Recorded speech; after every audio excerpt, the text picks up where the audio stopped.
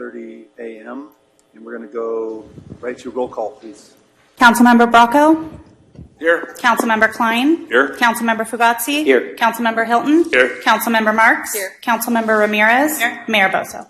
Here. Thank you.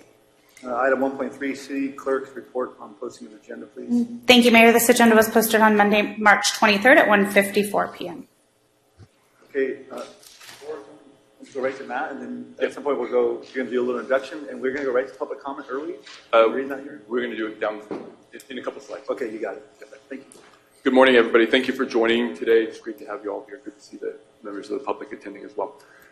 This is the first of two meetings to work towards setting measurable, definable goals. The first step today is to look through our legislative agenda and our departmental work plan, and to do a little bit of work ahead of that, talking about how we work together. I will say one of the things that impresses me most about coming to Gilroy is how well the council works together. You sort of cross aisles and do a nice job collaborating and moving things through in a very amicable way, and that's not always the case, so it's a pleasure working with that. I look forward to this meeting. One of the major goals that I'm looking for is making sure that we're on the same page, especially focusing on the legislative agenda, and that the items and as they're described in the scope that we think that we're moving forward with those align with what the council thinks. I will do a little bit of a spoiler alert at the sort of towards the end of the legislative agenda conversation. I'll be asking you to check off your top 5 and your bottom 5 of those items. So as we're going through them, keep that in mind because you might want to start circling. Not ranking them 1 to 5, just putting an X in a box for 5 good ones and 5 on the lower end. And then we'll take a little break and tally those and have a conversation about them and see what it tells us. And with that, I want to take a moment and introduce somebody that I've worked with over my career that's going to facilitate for us today, and that's Dave Sykes. And I'll let Dave do the introductions of who he is and take it from here. Thank you. All right. Thank you, Matt, and thank you for having me here today. So let's begin. Just a little bit about me. I've worked in, hard to say, local government for 40 years. Spent 35 at the city of San Jose doing various roles, rising up from an entry-level position to being public works director, city engineer, director of planning, building, and code enforcement at one point, director of emergency services at one point, and was chief operating officer. And I retired in 2021 as the city manager of San Jose. Over the last 5 years, I've been doing this consulting stuff part-time. Working with a lot of cities in the county, in the state, and in other states, doing a lot of executive coaching, workshop facilitation, different sorts of things, just supporting local government. My role today is really to facilitate this conversation. I'm not here to tell you how to do things or what to do. It's not my role. I will, along the way, share perspectives, but just kind of take it as that, a perspective, not necessarily a rule for sure. I feel fortunate that I'm able to kind of work in places where I feel like and do work that I have a connection with. And so in this particular case, I have a connection with Matt. We've worked off and on over the years. And then I have a connection with Gilroy. I have 2 nieces and a nephew, and their families live here. And then my mom lives about a block over there. So I am in Gilroy all the time, going out to eat, shopping, going to doctors, all the things that a son does in retirement for his mother. So really enjoy being in this community. And as I said, I like to do work that I feel somehow connected to it, not just in the abstract. So thank you for having me. So I'm going to ask each council member to introduce themselves and maybe just let me know how long you've been on the council. I've met the mayor. We actually happened to meet by chance through a mutual friend in a restaurant in downtown Gilroy last year. So maybe just go that way. Sure. Okay, I'll go first. I'm Mayor Greg Bozo. I've been mayor since December 2024, so just over a year. Prior to that, I worked in landscape construction for many years, and my involvement in Gilroy was never political. It was just community. With my background. Yeah. Tom Klein. I've been on council since 23, at December of 22, and I'm also on a commercial glass company up in Fremont. the mayor, I'm very community-oriented and involved, and that's kind of my pathway to getting me to where I am today. All right.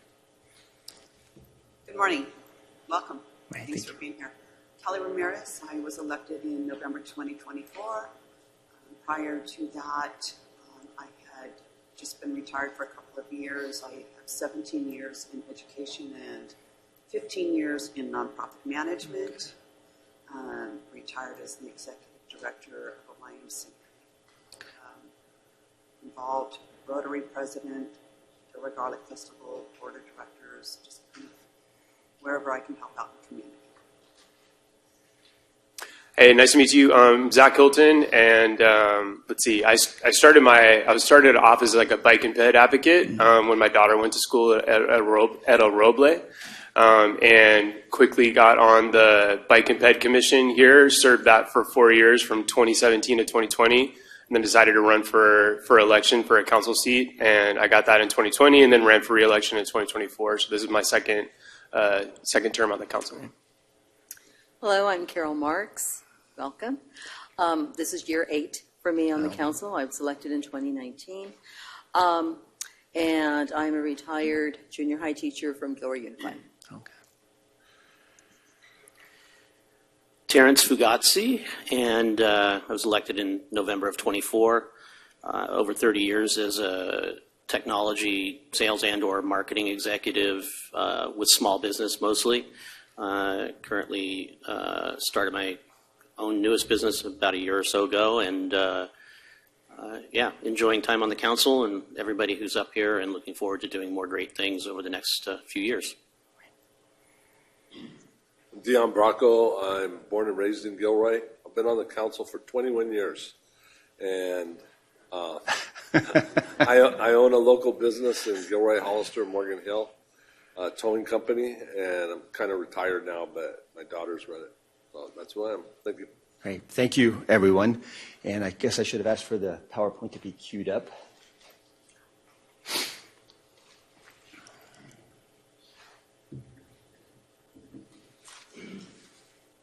So as we go through this, I'll do some talking. Certainly if you have pressing questions as we're going through it, ask. But we do have points kind of in the process for you to really participate quite a bit. But I don't want you to feel like you have to hold and wait if you got something pressing you want to kind of ask about or talk about.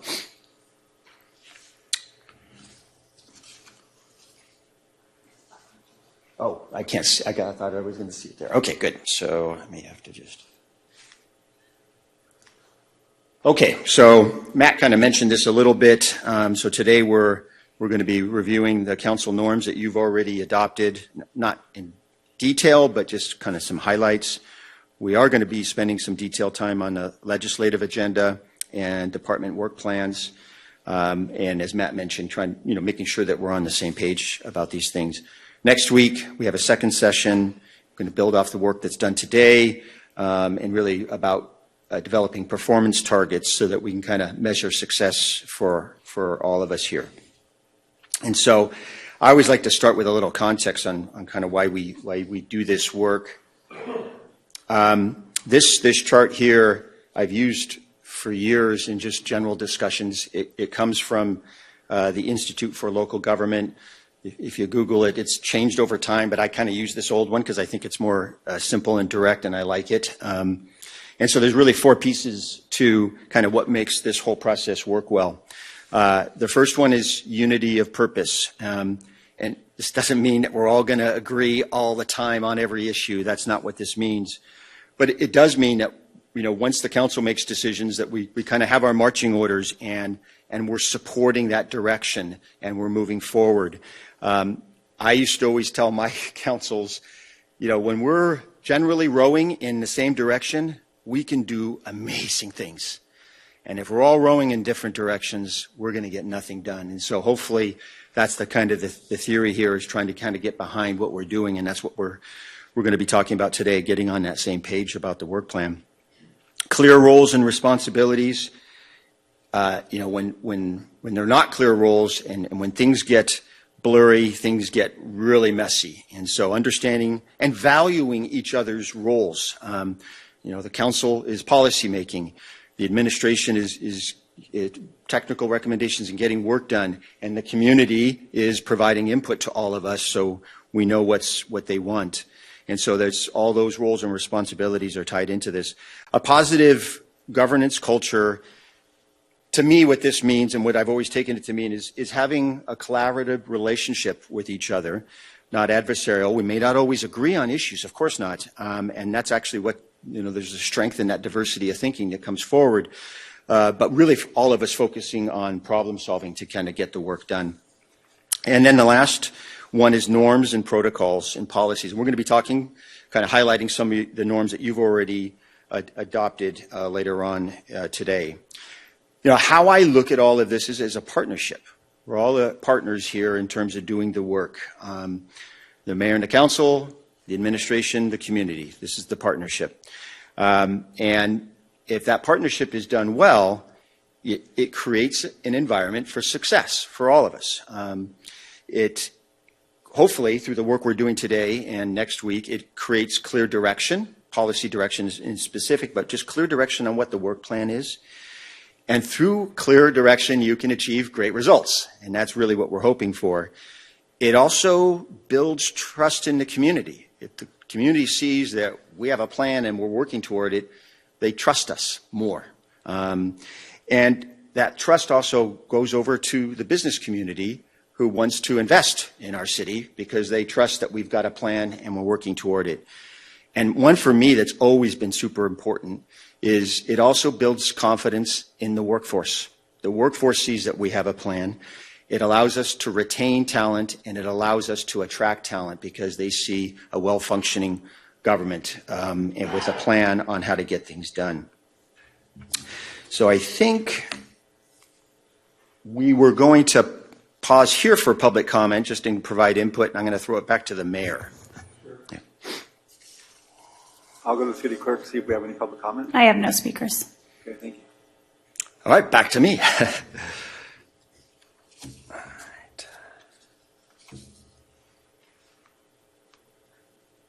Okay, so we're going to talk a little bit about the norms that you adopted in 2022. I think the fact that you have norms is great. Often, when I'm starting to do work with the city or people like me are doing work with the city, we're spending a day or two kind of figuring out what the norms are. You guys are way ahead of often where I've kind of stepped in with the city, so that's great. Norms provide guidance along a variety of topics. And there's no doubt your norm document, I think, is in the packet. As I read through this, there's a lot of things in here. This could almost be broken into two separate documents, one of norms and one of kind of a handbook, if you will. But for now, it's great, and you guys can revisit that if you want down the road. I'll just say it's really good stuff in here. Matt and I had talked. He didn't feel the need to go line item by line item on this because you've had it for a while and you've been working through it. But we are going to highlight some items here, and I'd say the ones we're highlighting tend to be kind of the tricky ones based on kind of my experience working with cities, and so that's really what our plan is today. But along the way, if you have any questions, please don't hesitate to ask. All right, so the first one we're highlighting is in Section 1, Meeting Guidelines, and Section 1.7, Robert's Rules of Order. Now, most people in government know what that is. Outside of government, they have no idea what it is. There's a lot to Robert's Rules of Order. Obviously, it's there to kind of provide structure for us to conduct meetings, in particular, in an effective way. What we thought would be helpful is just kind of go through how a meeting is conducted and kind of some of the key points and the value to them. So certainly when you are hearing council items, item comes forward, mayor introduces it. A big piece of that is a staff report and sometimes a staff presentation to provide context, to provide a basis for the recommendations that are being made. Next are questions that come from the council. And I think what in my experience, what I've seen a lot is sometimes that questions part that councils have when they're asking staff questions and they're trying to get clarity sometimes gets a little blurry with the deliberation part. And this is where I think it's important to kind of be self-aware about that aspect if you can, and understand that if you get too much into deliberation before the public has spoke, it doesn't really, truly, sincerely allow them the opportunity to provide input and influence your decision making, because that's really what they're here for. They are here to influence your decision making. And so, you know, staying disciplined as best you can through the questions part, getting that clarity, but holding off on your deliberation until the community has provided its input, I think is super important. You know, what we've laid out here, obviously, is really when we're dealing with substantive items. There are items that are pretty straightforward, may not even have public comment, and there may be a combining of that kind of questions and deliberation. I think we all understand that. But on the more substantive items, and especially items that you're anticipating public comment on, I think it's important to value the public's role in that and hold off on that deliberation process.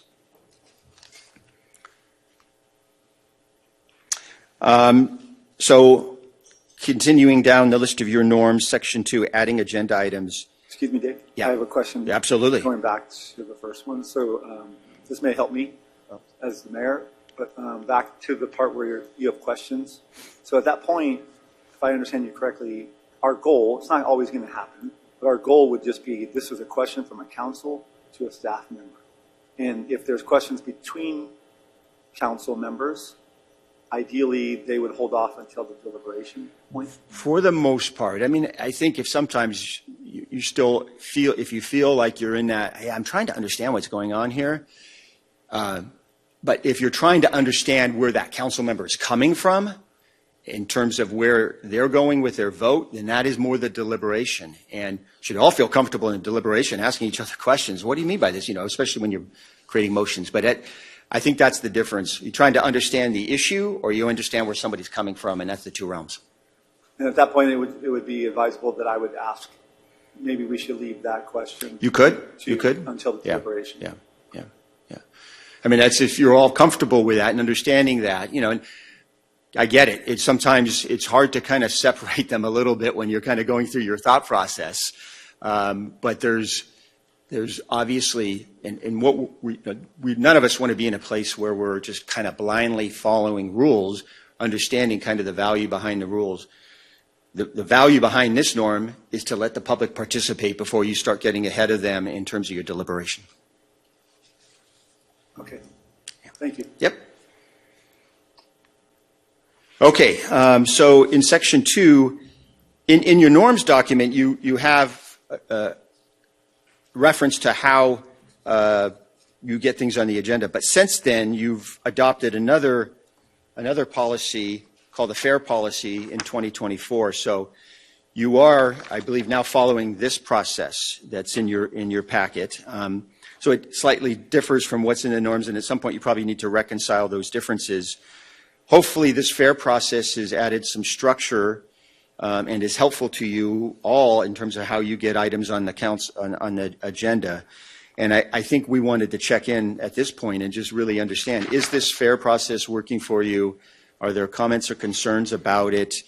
We probably won't be able to solve all those problems and concerns if you have any, but we'll need to understand it and then to figure out how we come back on something like that. So sounds like maybe council member, there's some input you'd like to provide. Yeah. So I understand the intent of this. I disagree, though. I think that it should be considered. I think that as elected officials, it is our job when a resident brings a concern forth that is something of value to have a conversation about, that we should be able to bring that forth and have it put on the agenda. Not saying that it'll pass, but if it's worthy enough for conversation, I think that as an elected official, it's our responsibility to bring it forth and have it done.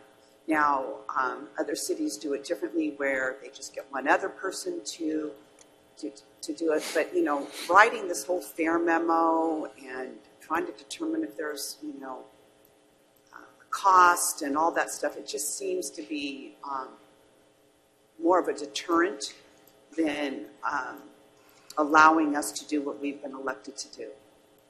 So I just feel that,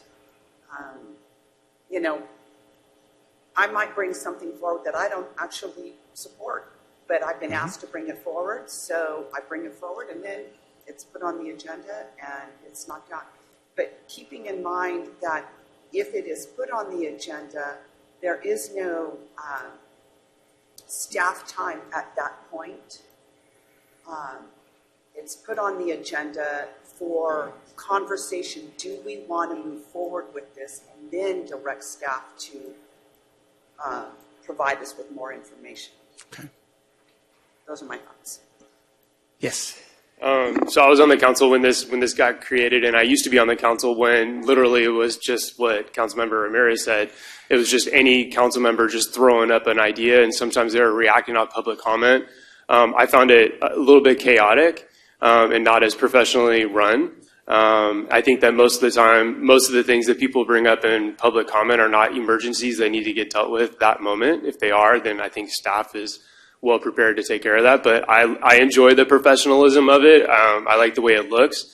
I like being able to get the idea that I could pitch it to other council members or other members of the community can actually read the memo and decide whether they want to support it. Maybe there's some allyship on the council, to do it jointly. And we've already seen a joint fair memo. It also allows us to kind of get a heads up on what other council members are thinking about, because it shows up on our agenda matrix, right? And you get to see which council members are behind it and the idea, and maybe you've already been speaking with community groups about it. So I think it's just way more organized, that way to do it. Yeah, that's all I have to think about right now. I would say being the same way as far as seeing it happen organically and then seeing a structure to it. I prefer the structure in the process that it takes us through. So I support that, and I think it's more organized, and it's just in my view of it. So. I was not on council when this was put together, but I was in the room for quite a few times ahead of it, and I think this was born out of dysfunction, not born out of creating function, and I think it really has to do with how meetings are conducted and the ability for those conducting the meeting, in this case the mayor and or the help of the city administrator, to be able to direct the meeting in a positive way and to deal with potential council members who are either abusing the system or maybe not completely aware of how it might go forward or how you need to go about these things. And I think this was a reactionary force against that. So I don't necessarily like the process, but I would be willing to see it go back the other way to see whether or not this mayor could handle the situations that pop up differently. And in this council, I don't think it would be as much of a problem, given the year that we've had together. But going forward, we're going to have another election. We're going to potentially have new members, and it does have the potential to come about again. So that's my perspective on it. I agree with Kelly. It's almost like it's trying to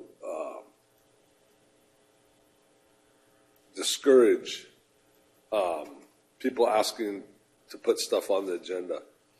I think we could do it differently than it was done in the past, by like has to be 2 council members to request it, or you can't ask that night that somebody brings it up here.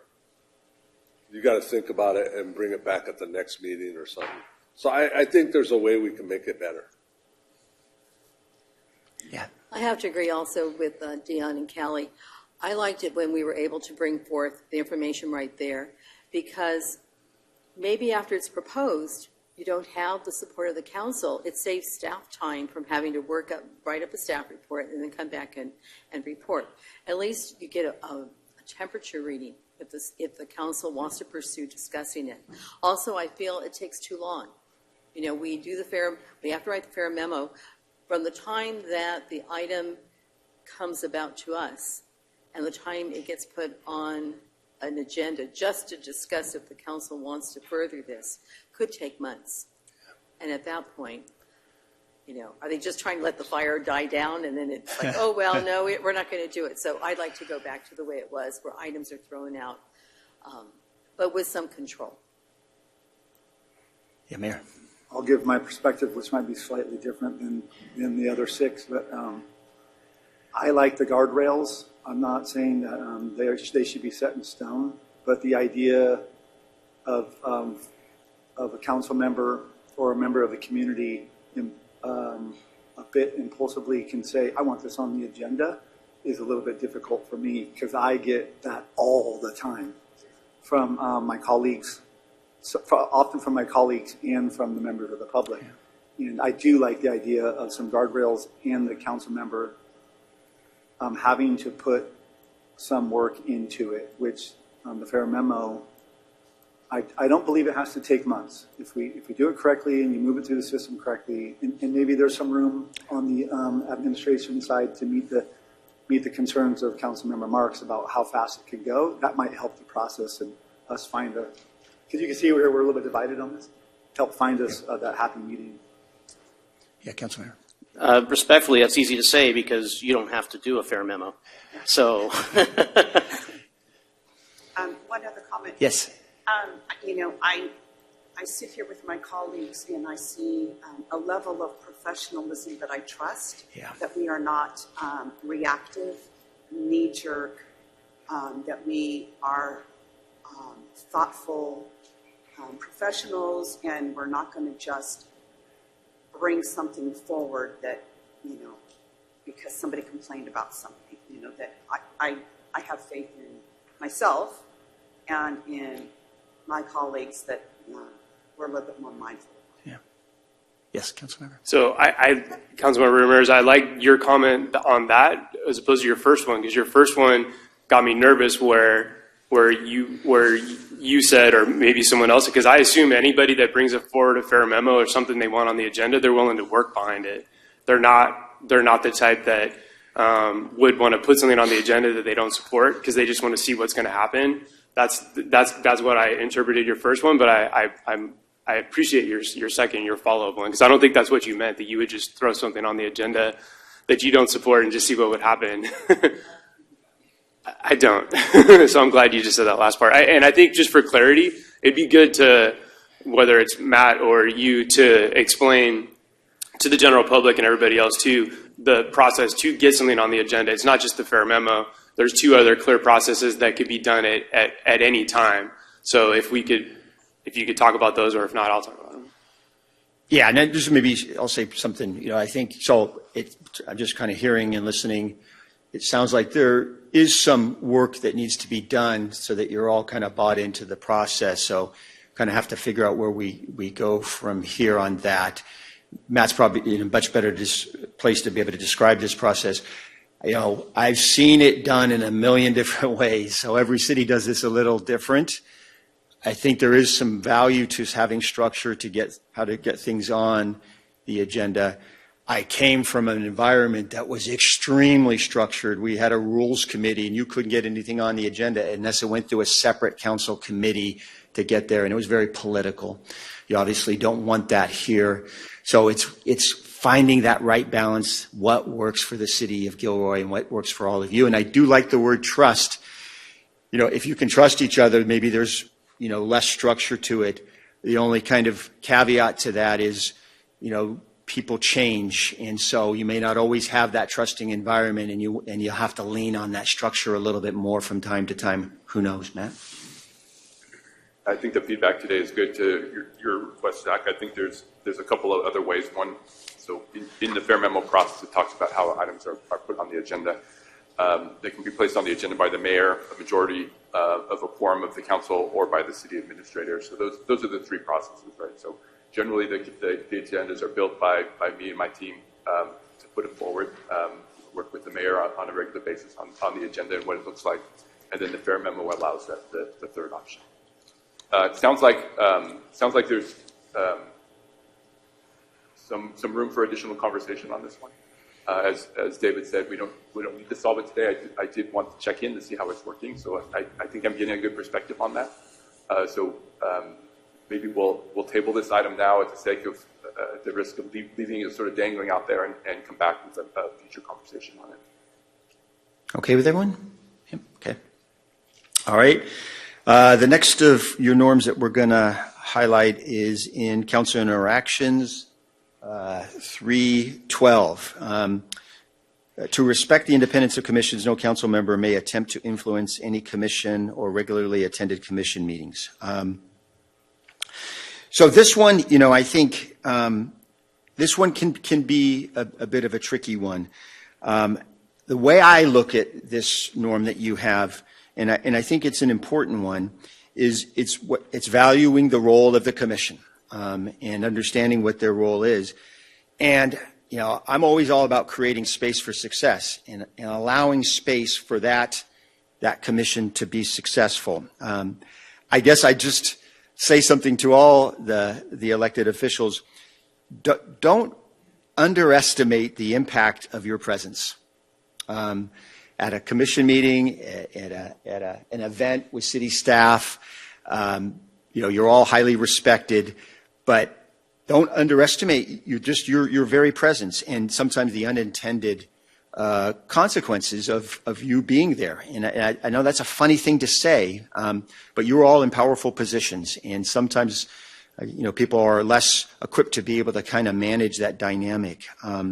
So this is your norm. I think if you have any questions about this, certainly you have a right to do what you want to do your job. You do. These norms, I think, are created around kind of how you want to kind of have rules that you all are comfortable living by. And so I do think this is an important one. And if there are any questions or thoughts that people want to share, council member? It just seemed ambiguous in the way that it's written in saying that regularly attend commission meetings, and the verbal kind of information that I've received from others is do not attend commission meetings. And anytime I see something that says regular attendance, I don't even know what that means.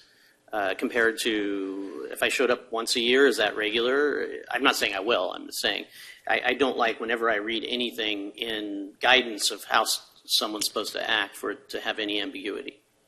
And so that is an excellent point. And once again, these are your norms and your guidelines, but there's nothing that really prohibits you from going to a meeting. In my environment where I came from, when a council member showed up at a committee meeting, there was huge intent behind that, and everyone in the room knew it. And so, I wouldn't imagine it'd be too much different here. But you're right, that's what it says, regularly attend. And so if you're being strategic about it, but really these norms are for you to all be comfortable with and hold each other accountable with. Matt, I don't know if you want to add anything, but that's what they're here for. Can I ask a question? Sure. Just for clarity before Matt speaks. So my understanding of this norm is, irregardless of how it's written. Sure. And I agree, there's ambiguity to it. But the intent of this is we're not supposed to influence commissioners. Yeah. We're not supposed to direct commissioners. We're not supposed to suggest to commissioners. Is that correct? Yeah, that's the value in it, is not to undue influence commissioners. What I was sharing my perspective is sometimes you being in the room. Right. Influences. Yeah. So, I think that for the sake of not being ambiguous, it needs to be very clearly stated, because that is the intent. Yeah. I'm not suggesting how to state it, but I would think that it needs to be, our role is absolutely, to take the recommendation of commissioners. Their role is to recommend to us without our influence. Yeah. It's about creating this space for success. So yes, council member? Another thing too that would be probably good to wordsmith this again is that it was before COVID, these commission meetings, because I was on one of them for 4 years, they were not recorded, audio, video. You were not given notice of when these meetings were going to be held. There was no like internal loop. There was no broadcast out of like, hey, come join us at the council chambers for this meeting. Yeah. So it was very hard for council members back then to have any sort of like, what'd you guys talk about? Like, because I don't know if I trust the minutes, right? Or have the minutes been posted? Or you have to wait too long. COVID changed all that because we went to a hybrid model. So now all of a sudden, all of us have access to every single one, and you can just listen in, which was huge. And thankfully today, we use that OWL, device or whatever. So all of our commission meetings, committee meetings go on YouTube. Mm-hmm. So it makes it a lot easier to be able to pay attention in there. And I agree with you that they're just norms. No one's going to tell any seven of us what we can or can't do. It's up to us. But I appreciate you at least acknowledging that, yeah, there is a political game that's going on in Gilroy. It does exist here, and there's certain times where people would want to show up for certain things. But I think maybe for those that are outside this room that want to be a part of this council or get into city government, and they read these norms, because these norms used to be hidden. Mm-hmm. They were not, when I first got elected, they were not on our website. I had no idea that they existed. Interesting. Right? So that's another thing. It's like, oh, we have norms. I had no idea we had norms. But I think that it would be worth stating on there as kind of like a training for the future us. Like, hey, on YouTube, you can watch every single meeting. You can listen to it whenever you want. There's 24/7 access. I think that would provide some context rather than someone reading this and going like Kelly said, like, whoo, why'd they write that? What was going on with this, rather than just stating specifically, like, don't abuse your power in this certain sense, but you can have access to these meetings whenever you want. Yeah. Mayor? I would like to ask you a question. Is there a way that we could avoid the use of command influence, but we still, as council members, we think it's important to empower our commissioners? Yeah. And I think most of our council members here at some point in time have gotten a sense from our commissioners that maybe in certain cases they aren't being empowered enough by the staff member that they're being led by. And I think sometimes that's where we start to get itchy. Yeah. And we want to make sure that they're empowered to do what they feel like they can or should do as a commissioner. Yeah. But if they're getting the only thing that they know is guidance from staff, is where these council members would want to empower them, but try not to influence them. I mean, that sounds like a conversation with the city administrator, honestly. Yeah, I think that commissions are established with a role. And so revisiting that role on a regular basis is probably important, especially with the commissions, to talk about what their roles and responsibilities are. And we should certainly do that as a council as well, as to take a look at the roles and responsibilities. I think empower is a pretty broad word. So in my experience, commissions are established to be advisory to the council. Their goal is to be an arm into the community, a different connection to the community than what you have, sort of to broaden that reach. On a focused area, so it allows they have that ability to really focus on their area, whether it be Parks and Rec or arts and culture, whatever it might be. They can dig in those areas and really provide information up to you. And the key is allowing them to provide that information up to you versus the council helping to focus them in a particular direction. Right? What are their priorities? They check in with you, right? They give you their work plan. You have an opportunity to provide input on that. But having the commission free to provide information up to you without being influenced is important. We also sometimes delve into the area of commissions doing what is really professional work, and so we need to be careful of where they are from that perspective. So certainly hosting events and doing cleanups at parks or art walks, that kind of thing fits right in. There is a line there somewhere that we should probably define in terms of what their roles and responsibilities are. Councilmember?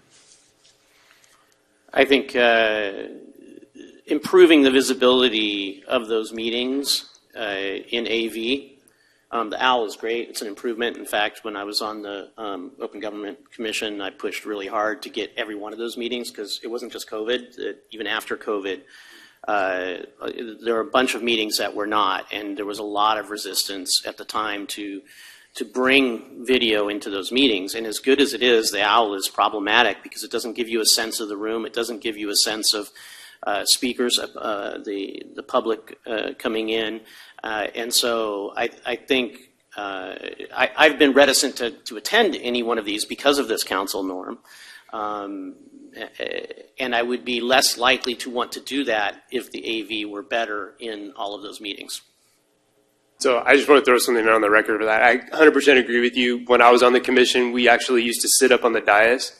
And what that OWL has forced us to is force this group to sit in the corner, sit at this little tiny table, don't get practice to be up there. And as many of us were former commission members and community members, that was a big deal to go sit up there. It's like, hey, maybe one day I could be a council member. Maybe one day I could be the mayor. And forcing them to be in this corner, I don't think empowers them, our future leaders, to not have that experience. And I think it's probably really inexpensive at this point to hit a static camera and go live on YouTube on there. So just dropping it there. Okay. All right. Great input. Okay. We're about halfway through here on the norms. Okay. Next one on your norms, staff relations, 4.1 and 4.2. Staff will share relevant information equally to the council. And then the second piece, council will communicate through the city administrator and department heads. So two important pieces here that kind of go hand in hand. The first part to me is really about a commitment to all of you from the administration that providing information to one of you, relevant information gets to all of you. And that's a super strong commitment that needs to be made, and it's in your norms. The second part is kind of how you communicate to the administration, typically done through the city administrator, the city manager. Matt's recognizing and being pragmatic and saying, well, I need my department heads involved with that part of the process. He can't be this complete funnel where everything just goes through him. So the department heads are accessible to you for seeking information. That doesn't mean they may not from time to time, involve other staff members, but that's the initiation of the communication. Next one, 4.5. The council's focus is on policy, staff focus on professional execution, getting the work done, and technical knowledge. We've all seen this in your norms. It's kind of probably the point of most tension that I see around working for a lot of different cities. It's easy to say and not always easy to do as a council member, I think. And it's not to say that your background and your expertise and where you came from is not important. It's super important. It's super important to you as you're making decisions. But it's about kind of creating space for the staff to do their work and really understanding roles. And certainly your role as policymaker, staff's role is providing expertise, either themselves or through consultants from time to time. And just elevating to that policy level, I think that's an important kind of context here for this norm. And so, I've never been a council member. I've never kind of had to sort through kind of doing that. I've thought about it a lot in my mind. Where I have the closest analogy is, I used to be the public works director in San Jose, 10th largest city in the country, pretty much an expert on a lot of things, and ultimately I've become the city manager and I appoint another public works director. How do I give that public works director space to do their job? And if anything, I kind of went the other way, making sure that I was not having that public works director look over his shoulder. And so the analogy here is creating space for people to be successful, recognizing you all bring a lot to the table. And yes, that's important for your decision making, but creating space for others to also be successful. Okay. Section 5, council communications. 5.3, when sitting as a representative on a city or another body, you're representing the city's position. This one, I think is a challenging one because it's actually the complete opposite of what you're doing when you're on the city council. When you're on the city council, you are bringing forward your own opinions. You are bringing forward all your own thoughts. It is you advocating for your position, trying to advocate for the community. Then you're on this outside board, and now it has flipped. You are no longer advocating for yourself. You are advocating for the city of Gilroy, and you are advocating for that position that the city has taken. Now, there may be times where you're unclear about what that position is, and there's ways to seek that clarity, checking in with the city administrator. You may need to go back to council and get some clarity. Often things come up on outside boards where maybe your city hasn't yet taken a position on that, and you may be forced to kind of respond. And it's not inappropriate to say, hey, we haven't taken a position on that. I have my own feelings about it. Of course I do. But we need to, as a team, as an organization, get together and figure out what our city position is on that. There's value in that, of course. It can be frustrating for outside boards to feel like they're dealing with a person's opinion versus the city's opinion. And it's very important that the city of Gilroy be at the table at all of these meetings with the city's position being clear to these other boards. So I think that clarity is really where that comes from. Section 6, council travel. I think the part that we were highlighting here is just, and this is a minor one, I think, in my point of view. But if you're the primary and you can't be there, try to work super hard to get your alternate or somebody else to be there. It's just very important that the city of Gilroy's voice is heard at every single board meeting outside the city. And so I'm sure there's times that maybe that can't happen, but give it as best a try as you can. So those are the ones that we were highlighting. I think you're in great place here having these norms. Obviously, there might be some adjustments that need to be made. I think we do want to do a check-in here, though, just making sure that generally are the norms working. Are there other ones that we haven't highlighted that maybe should be looked at a little closer? And does, having all of this work make sense to you all and you bought into it? Yes, council member? 1.23. Council members must be in the queue prior to making a motion on an item.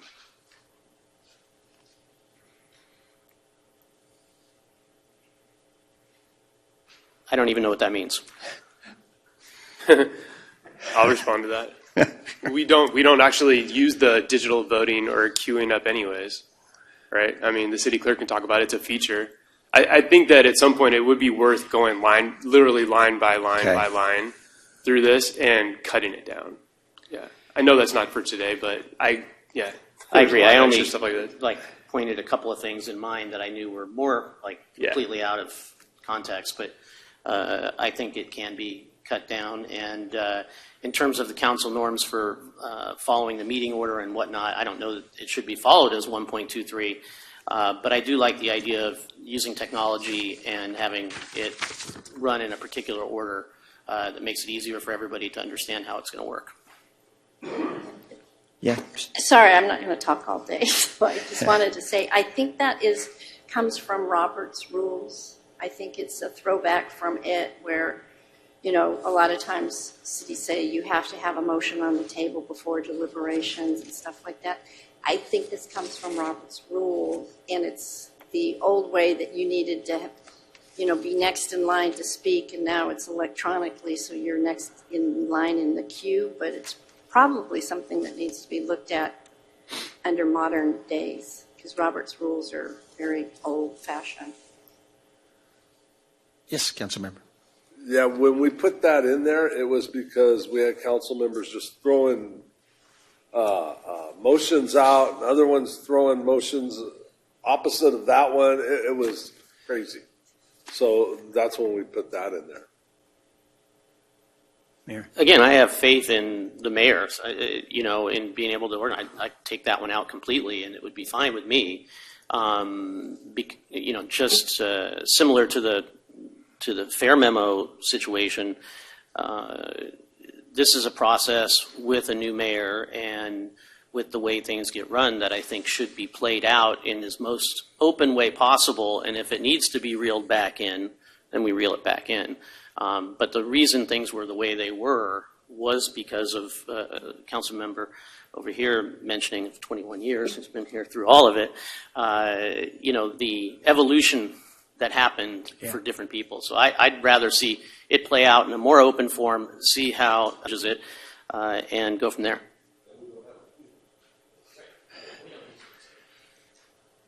I just want to comment on 4.1, the idea that council members ask questions and then staff replies to all council.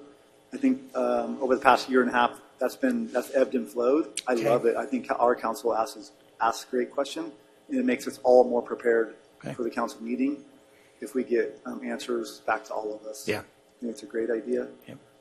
And then I have a comment for you. It might even be a question. Sorry, I know you're on a time schedule here.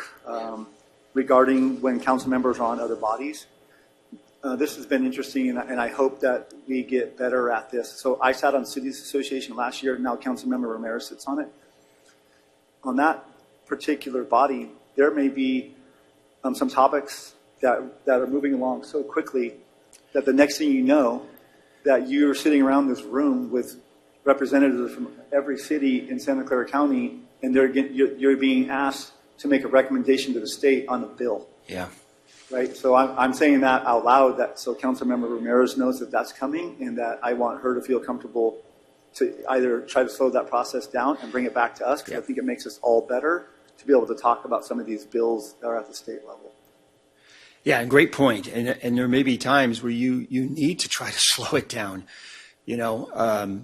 And obviously, you can be strategic about that. You may not need to have input on every single issue that comes forward, but on the ones that are important to this city, then asking for it to slow down and for your process to work for you, you're totally within your rights to do that. Okay, thank you. Yeah. Any other thoughts? I mean, it does feel like there's still work to do on the norms. As I mentioned at the beginning, when Matt and I went through them, this could probably be streamlined a bit and maybe some of it taken into a different type of document. And so, at the end of the day, what's important is that you feel like this kind of is a good fit for you all, that it's providing some structure, but not, completely hamstringing you from doing what you think is right for the city. So I guess I'll leave it to you, Matt, on how that gets done. Okay. Okay, so we're going to move into the legislative. Excuse me. Yeah. Do we ask for public comment on the council norms, or it's not the time when we're doing that? Or I just want to. Well, we did prior. Right. Okay. We're going to have public comment. It's up to you. Okay. So legislative agenda and work plan, and so what are these items? So these are key priorities for the council and staff. The legislative agenda from the council's perspective, and the work plan from staff's perspective. Obviously, there's a blend here. These items are typically, come from individual council discussions where there's action being taken or going to be taken. There's timelines to these items. They have a start and a finish. This is not ongoing work when we're talking about the legislative agenda and department work plan. And they're typically efforts that they take a significant amount of work. I will note that from the department work plan, that the CIP projects have been removed from that, and that's being contained within the CIP. And so when you're not seeing CIP projects there, it's because they're being contained somewhere else. And so this is all about having a work plan. And why have a work plan? I think it's our city's roadmap to kind of where we're going and what we're doing. It's all about how we strive for better services for the community, and along the way, acknowledging that we have limited resources. And so how do we prioritize that work to make sure that we're getting the most important work done? And hopefully, if done right, it ensures that we're getting things done on time and within budget. And so this work plan and our roadmap is helpful to doing that. Actually, I'd say critical to doing that. So this chart, I've kind of referenced over the years, and it really explains how things fit together in terms of what is the legislative agenda and what is the work plan. I will tell you, in just about every city, the vast majority of resources in the city are committed to day-to-day work. They're not actually committed to the work plan and the legislative agenda. And the fact is, really, most of the work done in that realm is by you folks and by managers and leaders within the city. So it's not 250 staff working on the top part of this. It's a dozen people or so working on it. And that's really where the capacity constraints come in. And so when we're adding more items to the legislative agenda or work plan, recognition of kind of, there's only a few people really working on that. And so there has to be acknowledgement of, what can we do? So in the spreadsheets that have been provided, there's two sets of the legislative agenda, and there's line items for each one, and there's the department work plans. What you see here is kind of a simplification of a characterization of the priorities. And obviously this is up for discussion, but what I think the team has attempted to do is put some priority designations to the items. And for now, for the sake of this discussion, but like I said, you can kind of revisit this, priority one or high priority items really need to be done, and there's ramifications if they're not done. Priority two, medium priority, benefit to the organization to do these items. Priority three, lower priority, sometimes aspirational, good business practice. And then priority four, these are the priorities that get picked up as they can, and really it's based on capacity availability. As I look through it, the legislative agenda is all ones and twos, and a couple of threes and no fours. So it seems that a lot of priority is appropriately placed on the legislative agenda.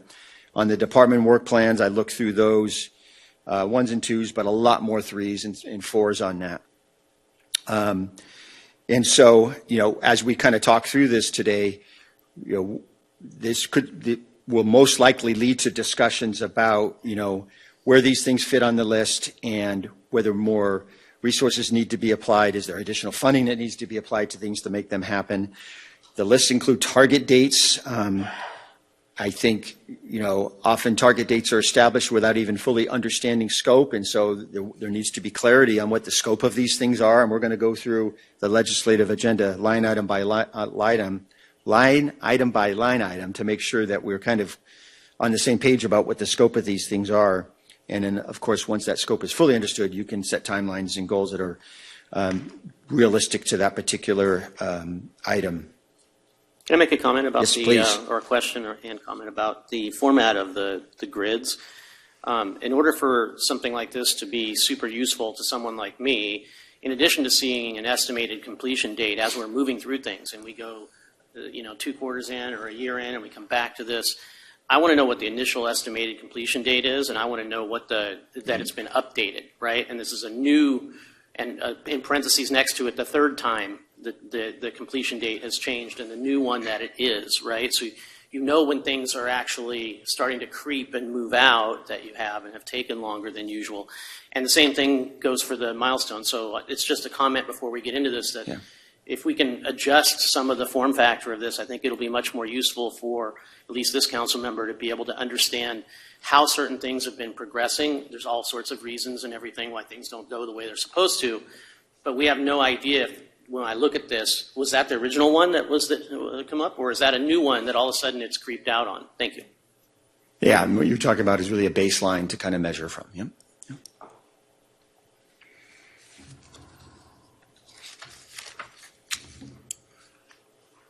All right, we're almost there. I think we talked earlier about a partnership and kind of how all this fits together. So, to your point, staff's commitment is to make continued progress and to provide updates, and perhaps that can be measured against a baseline. So, that all makes sense, I think. And so their commitment is to really focus on these items and not work off agenda, not work on their own priorities. It's commitment to this. In return, you're also committing to be disciplined about how items get on the work plan, how items get into the legislative agenda in particular.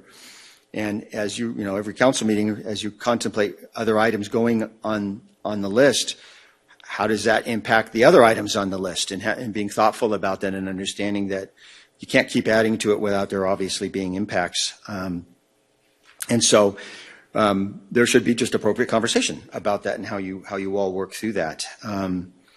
So I think, we're going to jump into the legislative agenda. Before I do that, another document was included in your packet, completed or canceled items. I think, I'm a big fan of just not letting things complete in obscurity. So it's good to kind of acknowledge that there has been ongoing progress on items that have been on the legislative agenda. And so just acknowledging, that work is going on and has been completed. If there's comments or questions about that, we can certainly revisit that, but making sure that we acknowledge that. Okay. Now, I guess we're not going to have the legislative agenda on the screen, I don't think. Oh, maybe we are. Okay, good. Good. So we're jumping over to that.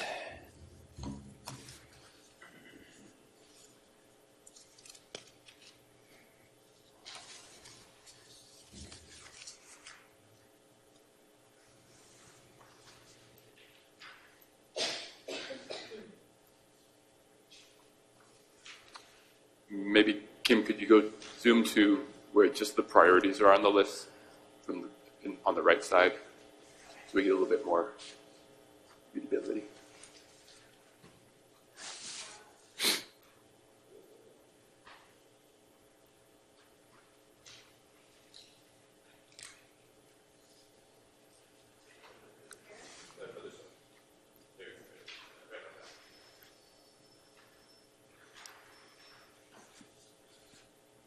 Okay, so we are going to go line item by line item here. And so these aren't in priority order. Number one is line item 1. It's not priority 1. The priority column is over to the right, which does show up, and it's obviously in the packet. So I think what we're trying to do here is, are there any questions for clarity, concerns about the scope? Should it or should it not be on the list? Ultimately, I think. And so that you will, at the end of this section, have the opportunity to kind of vote on your top 5 and bottom 5, and we'll get through that. Anything you want to add, Matt, before I go through this? Or Yeah, I'm not. So we did have some version control challenges. So if they're not in order on your particular sheet, we'll give a second on each one. We'll call it out. It may not be in the exact line item order. Reason for that is there was some sorting on delivery date, sort of when that would be versus that being the furthest out versus the most closest to the deadline. So there's them and what the priority was. So we'll go through them. We'll take a minute to read each one again. How they fall on this list isn't really important. There's no prioritization necessarily in the numbering on the left column. Okay, so on my version, line item 1 is, the project name is Communication and Support for District-Based Elections. Any comments, questions, thoughts about this? It's been designated as a priority 1, not on the screen, but on your chart. It shows some of the dates in terms of estimated completion date and the next milestone.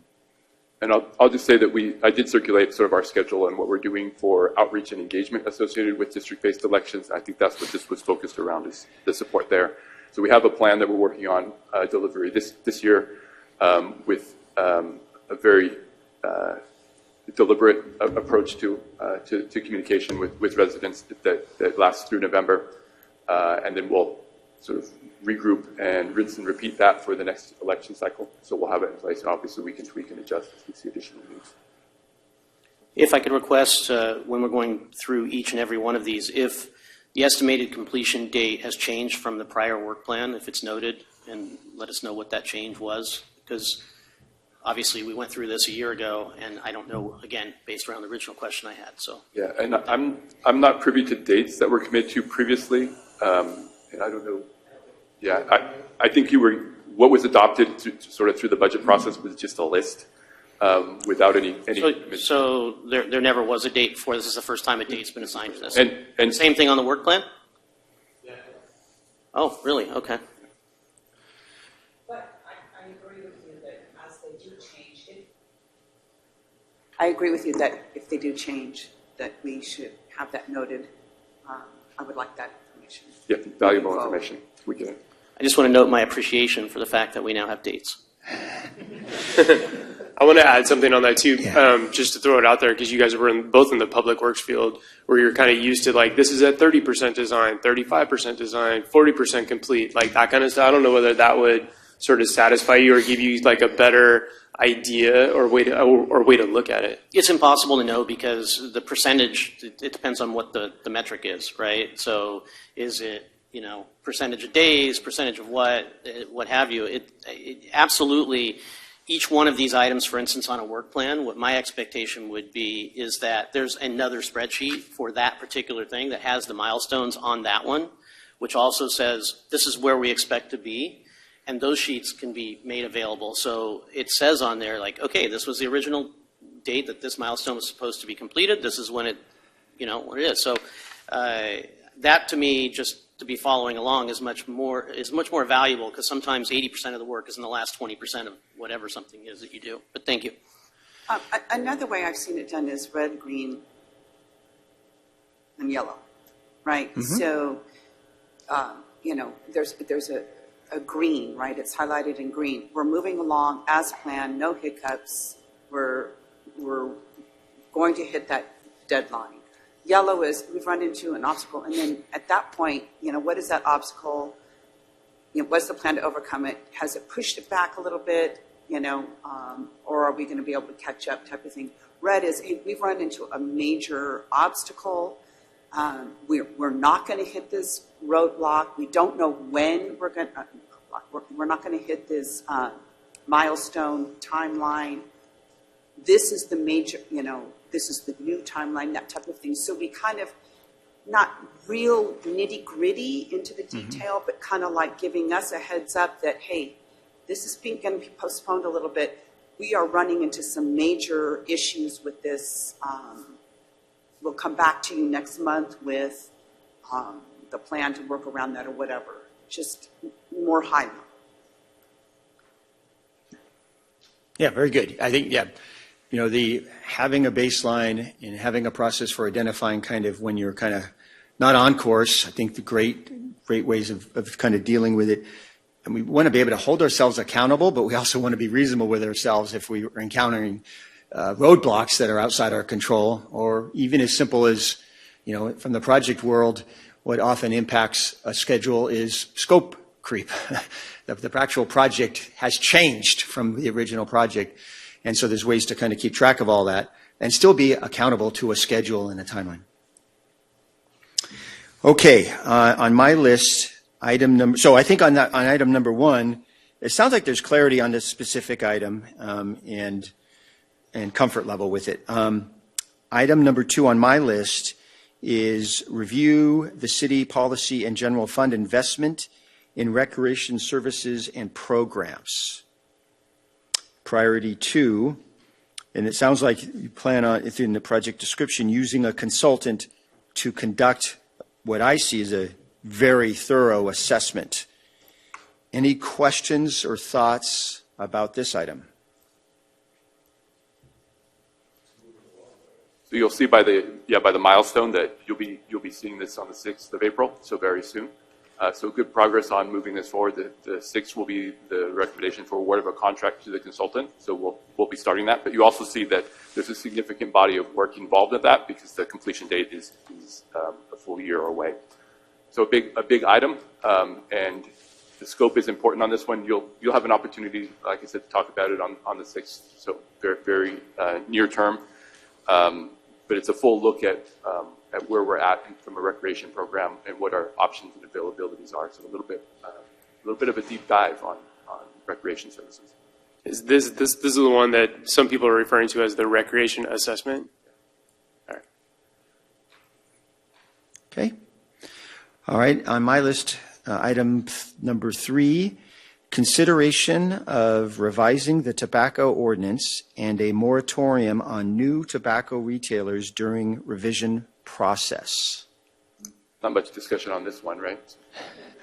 Council member? Yeah, I think as far as the timing and everything, it's very premature given the inability for the city to enforce the current ordinances that we have in a timely manner. So I think me trying to consider any kind of legislation around tobacco without knowing the fallout of how many tobacco places are going to still exist after the completion of the enforcement, which seems to be taking a long time. So I'm not interested in it at all, actually. So just a reminder that we'll do a top 5, bottom 5. So great opportunity to put it on there. This one has progress, so you're likely to see it. I do owe the council an update on where we're at in terms of enforcement and what that looks like. So I'll make sure that you get that this week, so you have some additional information there. Okay, next item 4 on my list, is review of campaign finance laws, contribution limits, and enforcement options. This is with the administration and the city attorney, and it's currently designated as a priority 3. Any comments or thoughts on that one? I'll talk about it because I know me and Councilmember Fugazi have already been working on this one with the city attorney and stuff, but I actually don't recall if that was passed along to the council or not. I don't think it did.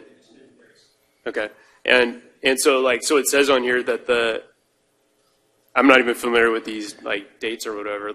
This is supposed to come forward on May 4th. What is that? That is true. Yeah, this is all current information as of Friday. So. Okay. So I'll take this opportunity to address sort of the statement that you made that you and council member were working on this with the attorney, really trying, and we'll work on it probably over some time, trying to reiterate or identify where that line is between staff work and council work. So as a legislative agenda item, this really should be something that you hold us accountable to delivering on.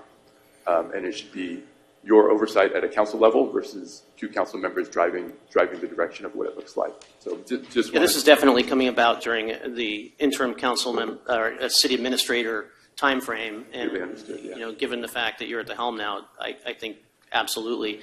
But at the same time, it should be understood that we're in an election year and people are doing fundraising, and we just went to district-based elections, which can change everything in people's way of interpreting what's currently on the books. So it does have some urgency in that manner. Yep, and as you see, you'll be talking about it in May, so it's coming fairly quick.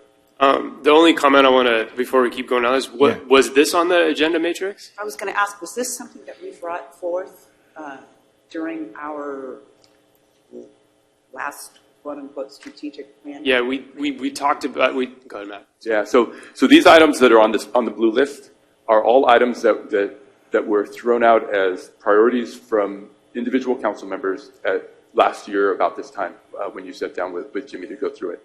There was no, at that time, it was put the list together. There was no discussion on whether things belonged on the list or not. They were just added to the list. And so this is verbatim where it is, and that's why I wanted to check in. I wanted to make sure that, one, this is still relevant and that there's a majority of the council that supports these ideas. So I think we'll get to that through the conversation today. So that was the number one priority. The second was sort of making sure that the verbiage in the project name and the scope that we've come up with associated with that are aligned, right? So project name is straight out of your list of what came up and was adopted through the budget process. And then the project description is our interpretation based on what we've heard on what that looks like. So this is an opportunity to make sure that we're in alignment through the description with what you intended to be. Thank you. And I just want to make sure that the agenda matrix that you and the city clerk are sending out match this, because seems like 2 of these items on here that are coming forward weren't on the agenda matrix. That's all I'm saying. We'll make sure to back check that they align. Yep. Yes, Councilmember. Yes. What's concerning to me is that we have council members basically doing their own thing, talking to our attorneys, which costs us money to do something that the council's not aware of. Which I have no problem with you guys doing that, but it should come to the council, and the council appoint a subcommittee to work with the attorney to get this done, and that way we'd have more control over when it's going to be done. Because I think we're kind of behind the 8 ball now, because people. That's why we did it. No, but you have to bring you it should have brought it to to the the group. council Okay, so to see if we're interested in doing it. so I'm a noob, okay, and our city attorney has been here. A noob. Oh, Maybe a rube in your mind, but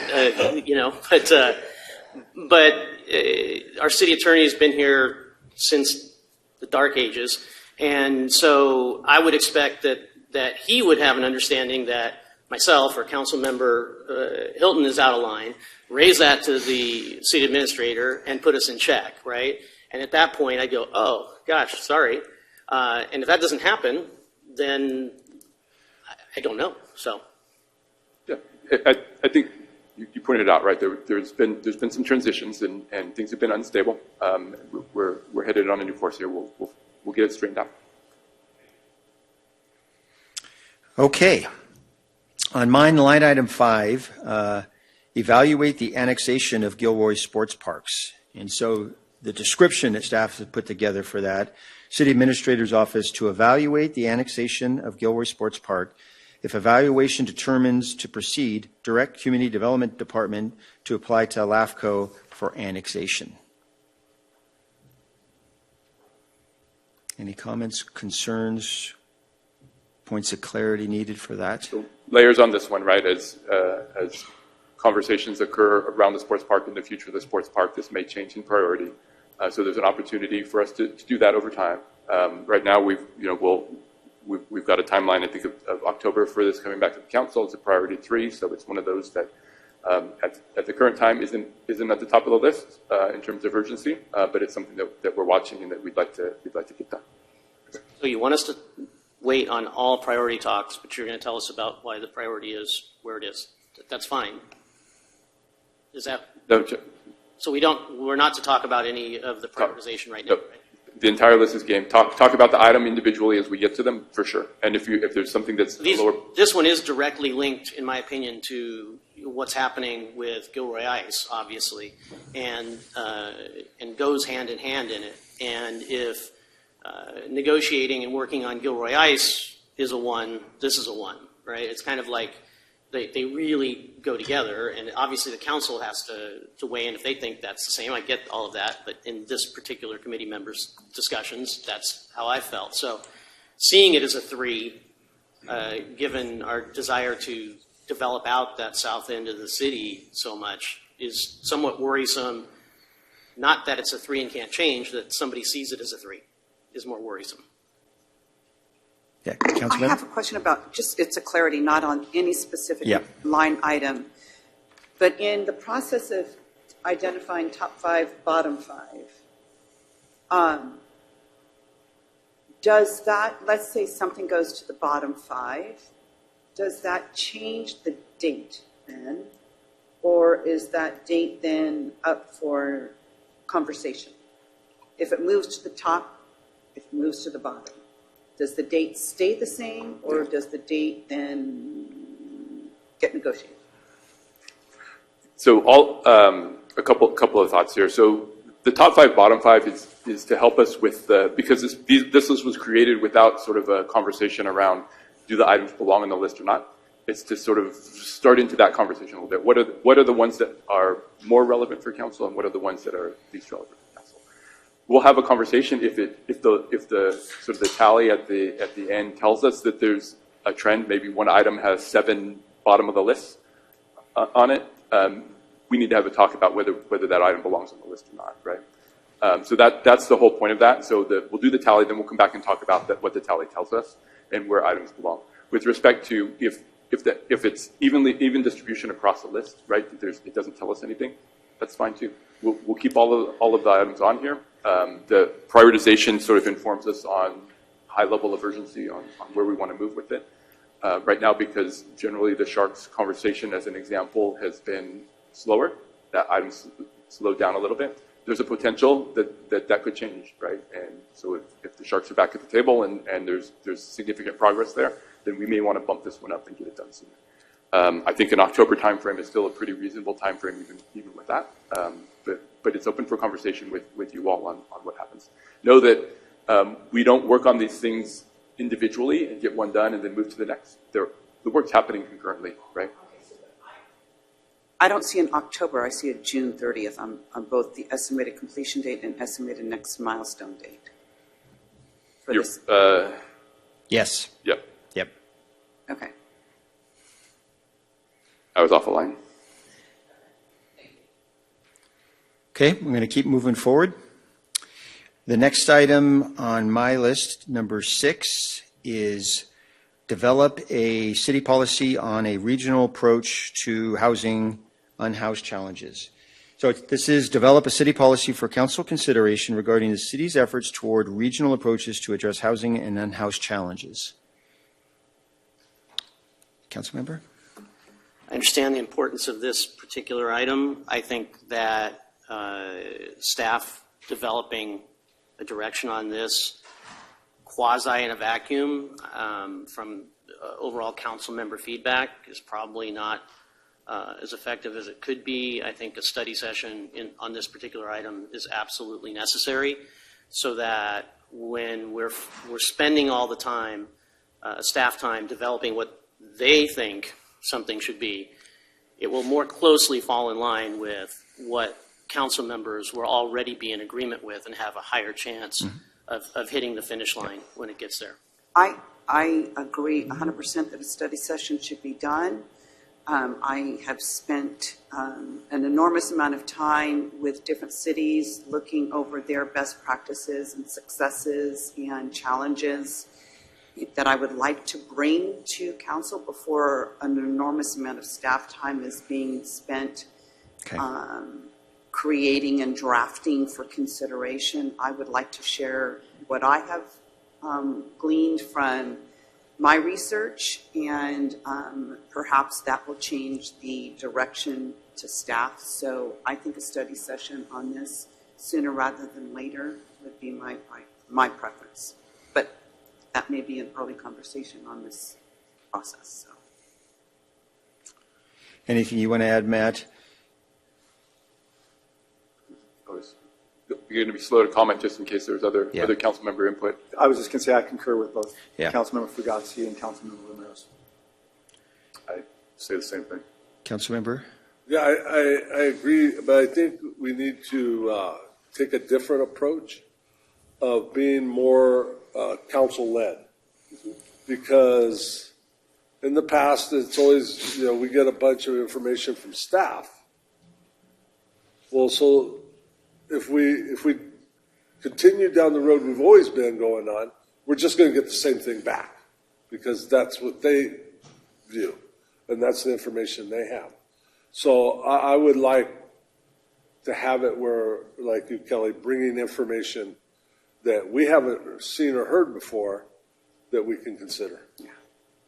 That's a great idea, and I think that staff can do well before a study session to send out a top 10 questions or 10 things, or how do you feel about this, or do you have some example you would like to bring to the meeting, and actually facilitate the conversation before the conversation, right? And then when we get together, we really have a lot of really good information to all go, wow, I didn't know that, I didn't know this.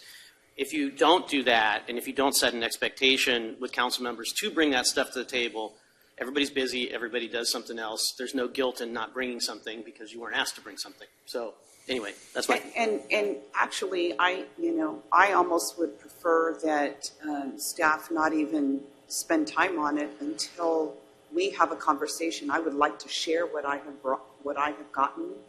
I've gotten a ton of information that I think council, in my opinion, I think council will get behind. I would rather have staff just kind of listen, then maybe come back to us with clarification, that type of thing. But I'd rather staff not spend a lot of time ahead of time. My opinion. But I do believe a study session needs to happen sooner rather than later. Sounds like we're due for a study session. Excellent. All right, next item on mine is 7, Climate Action Plan. I, in my mind, feel like this is closely related to number 8, which is VMT and TDM. But On line item 7, climate action plan, develop and adopt climate action plan to help implement the 2040 general plan. I will say these items, in our first iteration of bringing this forward, were combined into one. They are interrelated and should happen at the same time. I pulled them back apart because on the list that was adopted, they were separate items. So I wanted to stay true to that to some extent. But yeah, the progress would be aligned on this. Councilmember? So when we see something that has a column that says mandated, and it's binary, that's great. It doesn't really explain to me by what it's mandated and to what level it's mandated, meaning, yes, we have to do something in regards to a climate action plan. The minimum that we have to do is this, right? So that in helping guide policy, we're not saying, oh yeah, well, that's mandated. Go ahead, go do whatever you want to do, right? And I don't know that it belongs here or it belongs in a separate communication from you, but anytime something's mandated, understanding what the minimum is we have to do, because maybe some council members just want to do the minimum or kick it down the road and pay the fine, you know? And I agree with you, and I asked Matt about this yesterday in our meeting because, you know, I wanted to know whether this was state mandated or if this was mandated based on a grant and where that grant initiated from, things like this. And so, Matt, if you could kind of talk a little bit about, you know, the impact fees that this has, and then the timeline, because I think that to your point, I had the same concerns. If you could kind of restate and talk about that a little bit. Sure. So with respect to line item 8, which is the vehicle miles traveled policy, the state changed CEQA law several years ago and moved away from level of service analysis to vehicle miles traveled analysis. So that in order to adequately assess a project as it comes through for CEQA purposes, we need a basis to do that evaluation. Typically, those are set up through a local policy, and that would be established through adoption of a VMT policy locally that would allow us our own specific requirements for developments in terms of vehicle miles traveled, as well as the potential, if the council so chooses, to establish impact fees for those projects that don't meet our thresholds. We do have a fallback, so this goes to the question of what level of mandate is it, and do we need to comply? There's a fallback at a county-wide level that we can use for the analysis. But really, as you know, we're at the edge of the county, and so we have a little bit of a different environment. So there's opportunities here to clean this up. So this is something that's overdue in terms of timeline. It should have been done probably a couple of years ago. But given other priorities, is one of those ones that sort of slipped, and the council's identified it at the priority session as something that they wanted to focus on. So. And I think the concern is the VMT piece of it, right? Yeah. When I see VMT, when the public sees VMT, are we going to be taxing the driver, right? So if you can speak to that. Yeah. So VMT is not about taxing the driver. VMT is about when a development occurs, how many miles are the people who use that development going to travel in their use of that development. And there's this long, elaborate model, very complex model that's been established to measure this. Those cities that are further away from job centers have a significantly higher VMT than an established state level. So there tends to be an impact across the board there. So you know the state's driving towards development near where the job centers are, which is a little bit counter to their build housing everywhere mantra, but something that we have to work through in our policies and setting things up. So that's sort of where we want to go, is measuring how many vehicle miles we expect an occupant of a particular development to travel, and what the impacts are to that locally and regionally, and how to manage that. And in doing so, we are keeping in mind that we are not San Jose. And to your point, we're the southernmost city in the county where the jobs are more up in the San Jose area. We do not want to, this is not penalizing our residents for living down here and having to travel north? The council can decide what the mitigation measures are for an individual development, but it's not a targeted broad swath at our residents. Thank you. Yeah, council member? Just a couple of things that I want to advocate for. So yeah, we have been using county VTA to evaluate all of our projects for years now, which means that, yes, we are a member agency in VTA, but when it comes to that policy, but we are literally using someone else's ideas for what we think should work here. So that really brings us home. And I was one of the council members that brought this up and kept this on our work plan. And yeah, it never got funding. We tried to pitch for it. We tried to find different ways. It wasn't a priority, didn't have funding. And then we finally got this grant, right? So it is tied to funding now. And that is how, we're able to move this forward. And I want to push back a little bit. Not all the public or the advocates out there think that VMT means you're going to tax us. I know that there is that rumor that's going around out there for people that don't want to see this. I get that. But we have very well-educated advocacy groups and members of our community that know that this is not that, and that know that things like complete streets and stuff like that means that we no longer want to have a development come into town and have everybody plan how quickly they can drive their car there. But using other terms like transit, walking, biking, and that will bring that type of infrastructure and investment into our city if we plan for that kind of stuff. If on the VTA level, I can tell you that if we continue to always prioritize cars and how quickly a car can go from their garage to that shopping center, that they're not going to invest in transit anymore down here. But if we show, hopefully in this VMT policy, if we're able to show some initiative like, wow, that's actually really good thinking, the way you guys are planning things out, that'll help us more at the board level to push for more transit and more frequent transit down here, because it's Gilroy's policy. It's no longer sort of the county's policy. Thank you. A good point from Councilmember Hilton that we do have grant funding for this project, so that helps in terms of momentum on the project. What I'll say is that I understand the confusion of the public on this matter, because even sitting here and reading through stuff and even listening to all of this, I am completely confused. So I'll simplify it this way in terms of trying to keep it in line with what we're talking about here today, is that in these discussions, in the way that things come forward, I think it's prudent on the staff and our communications as well with residents to try to put things at ease and in simpler terms, in terms of, I want to know that there's not going to be an impact to an individual resident in cost.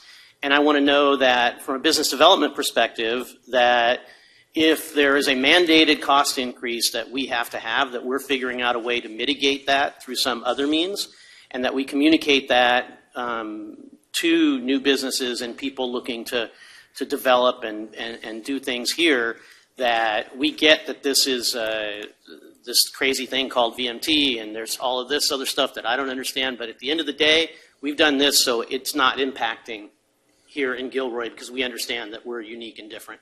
And if we can boil it down to that, and we do that in the scope of what we see here, then I think everybody is going to have a better understanding and feel much more at ease. I agree. As I sit here, I'm looking at these topics, and I have so many questions in how I rank them, because there's so much information that I don't know. I mean, I have Councilmember Hilton saying that the county is working on VMT and these policies, but I don't know exactly what that work is. I don't know what that means. The tobacco ordinance, yeah, to me that's really important. However, there's a lot of vagueness out there, and I don't know where we're going at the moment. I mean, we are going through each of these, and then I'm assuming, and now you need to correct me, are we going to be able to go back and discuss some of these items to say, what does this actually mean, so we can rank them? Or are we just going to be turned loose to rank something on insufficient evidence and information? Yeah, and I wouldn't kind of overstate kind of this ranking, this 5 top and 5 bottom, in terms of how that's going to translate. I think the intention of the 5 and the 5 was to kind of get a feel from you all. Is this the right list, and where do things kind of fall on the list? So it's kind of helping go through a process of gaining clarity. Is this the list you all want to have? That's one step, and there probably needs to be other steps, especially if there's still a lack of clarity about some of what these items are. We need more information. I mean, going back to the funding of, campaign funds and all that, I didn't even know we had 2 council members that were working on this. Yeah. Okay. And I have no idea, what they're going towards. Is it a state mandate? Is it a county mandate? Is it a city? What are they thinking? This all has to be clarified before I vote.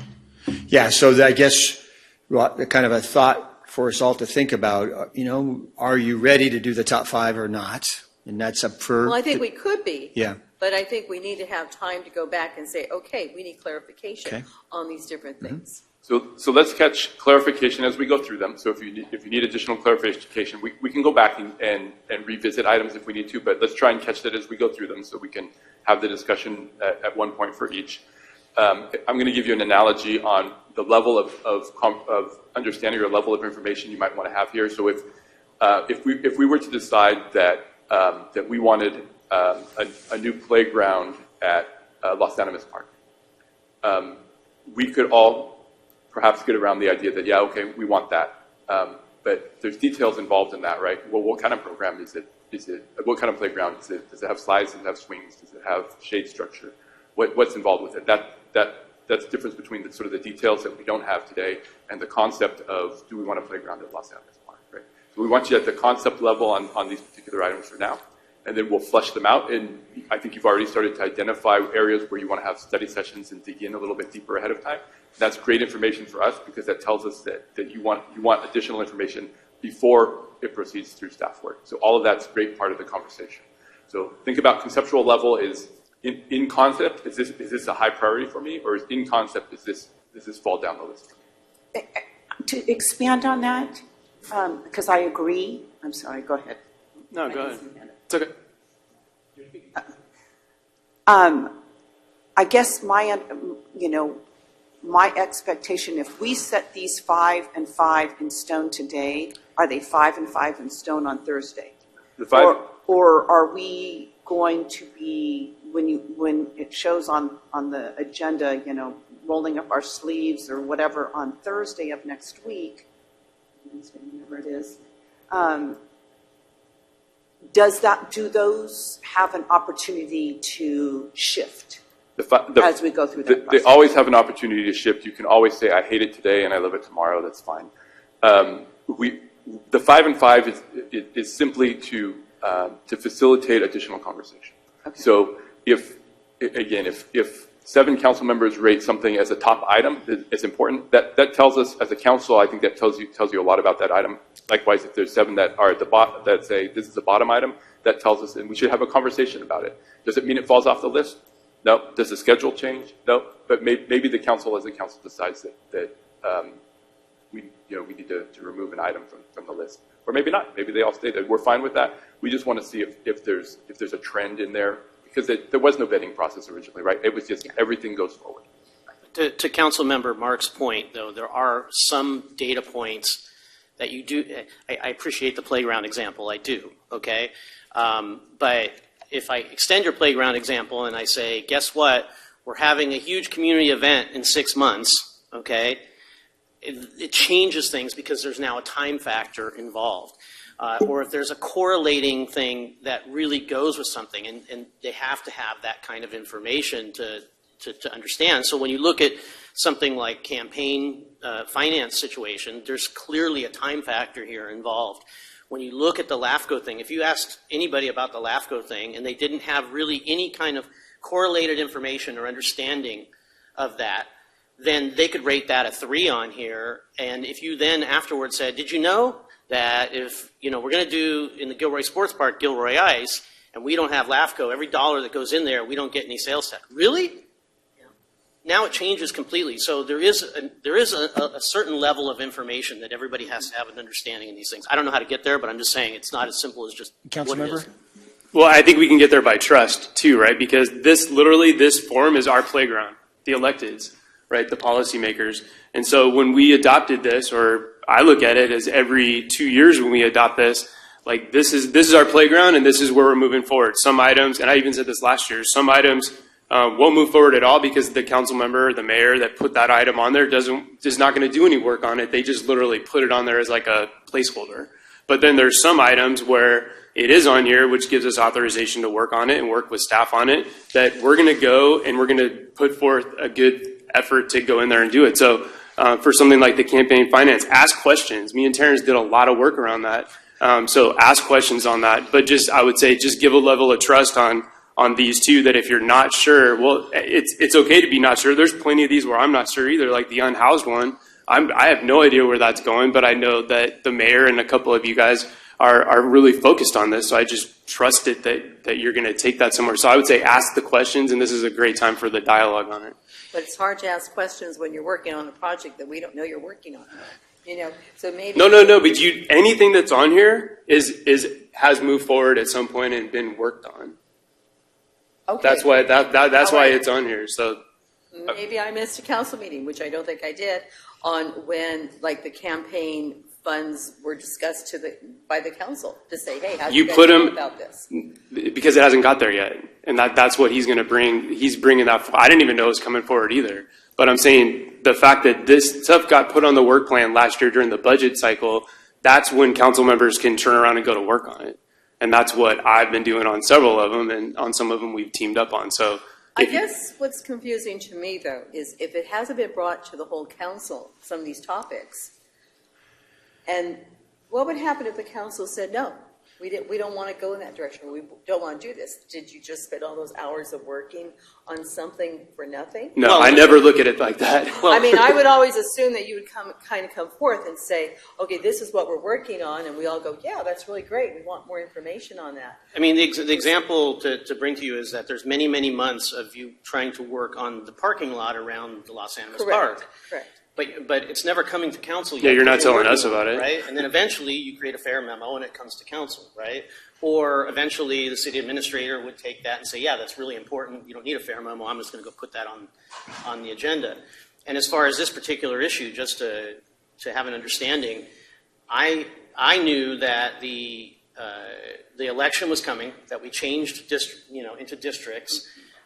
Last year, I started talking to city administrator. I started talking to the interim city administrator. Nothing went anywhere because I actually read the city code and saw that there's massive ambiguity in this. I'm sorry I'm getting into it, but at least it's there. And so what happened then is the interim city administrator kicked it over to the city attorney, who said, I'll work on this and get back and figure out whether or not we have a problem or not. And that's pretty much it. Oh, okay. And so at that point, I think Matt, when he came in, saw this was happening and said, okay, this now has to be one of the things that we have on our list. But it already was on the work plan. Yeah, it's on the work plan. That's what I'm saying. It was already on the work plan, which gave us the right to work on it. Matt just picked it up and put a date on it that, hey, okay, it looks like it's ready. Let's bring it forward to the council. Do you want to jump in, Mayor? Or? Well, I was just going to make one more comment from Councilmember Marks. I keep hearing from you saying that you didn't know about this, but we all voted on it. Like last year, we voted on the council legislative agenda, so that's why it empowers these guys to work on it. So I don't think this is behind the scenes at all. We voted on everything on this list. If I could. Just two comments. Yeah. One, before I forget, because this happens, I meant to mention something with regards to district elections, is that we need to update the charter, because the charter does not reflect district elections. So that's just something I want to throw out there. And I forgot already the second thing, because that happens. I can tell you, and I can provide that update because we already looked into that, and I can provide the exact language. I believe Jolie might have been on that email that the city attorney already evaluated that, and I can send that. So that way everybody can be on the same page from it. If I could, just as I'm listening, you're doing great. This process tends to be a little messy. And so, the process of kind of getting clarity and getting on the same page, if we're going to use that that term, I think, as from the start, this is part of that process. So you're getting on the same page. And so it's an iterative process. I get there may be some angst around top 5, bottom 5, but I don't think what we're saying is that you're locked into what was the statement. It's not set in stone. It's part of this process, and trust the process a little bit to kind of help us kind of hone in on what is the list, and are we on the same page about what the list is, and getting clarity on that. I remember what my second thing is. Okay. This is a reason I have talked to the city, I've talked to the mayor and to Matt about, to your point exactly, I think that because of the Brown Act and because our time during council meetings is so limited, we don't get an opportunity to just have conversations. Hey, what are you working on? Hey, we're working on this, we're working on that. I would like to see us have, whatever it is called, study session, open meeting, whatever, once quarterly, to just be able to say, hey, Terrence, what are you guys working on? What do you think is important? Just so we can have some conversation and get an idea of what we find is important, things that are coming up that maybe we want to, pursue or work on or whatever, but just to kind of catch up. That's okay. No, that's a very good point, because even, I agree with the mayor. Yes, we did vote on it. But then at the time, a lot of things went discretionary. And so when it goes discretionary and is put to the bottom of the list, it's out of my mind, because I don't think of it as actually going anywhere. And I'm hoping all this does change. Okay. So I agree with you. We just need to be kept abreast, because it's hard to argue for something when you don't have all the details. Okay. I just noticed we got rid of discretionary. Yeah. Nice.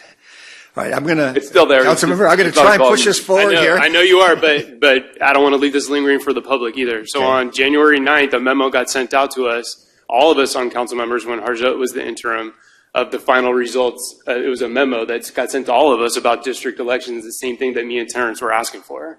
So just from looking up that thing, and the terminology that, and Matt, I should probably send this to you since you didn't get it in January, but the term that he used in that memo to all of us was that the charter basically remains silent when it comes to districting. So there's no need for us to go out on the ballot to actually change the language. All right, if it's okay, I'm going to move forward. I think we've covered in general, and I think it's specifically 7 and 8, so I'm moving on to line item 9 on mine, which is develop affordable housing policy ordinance related to, in the description, to affordable housing. And we are, through our community development department, working on a regional collaborative.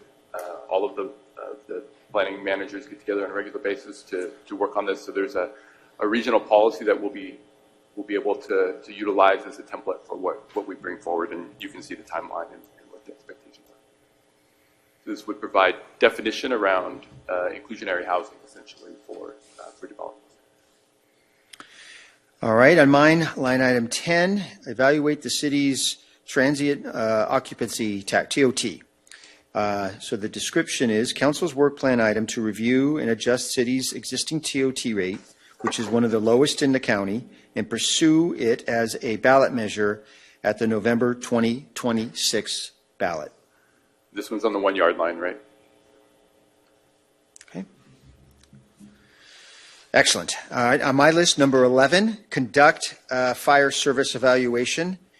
And the description, complete a comprehensive fire service evaluation to assess staffing levels, deployment models, response time performance, station locations, fire apparatus, workloads, long-term capital and operational needs. The evaluation will provide a data-driven roadmap for future service delivery. Obviously, a massive amount of work.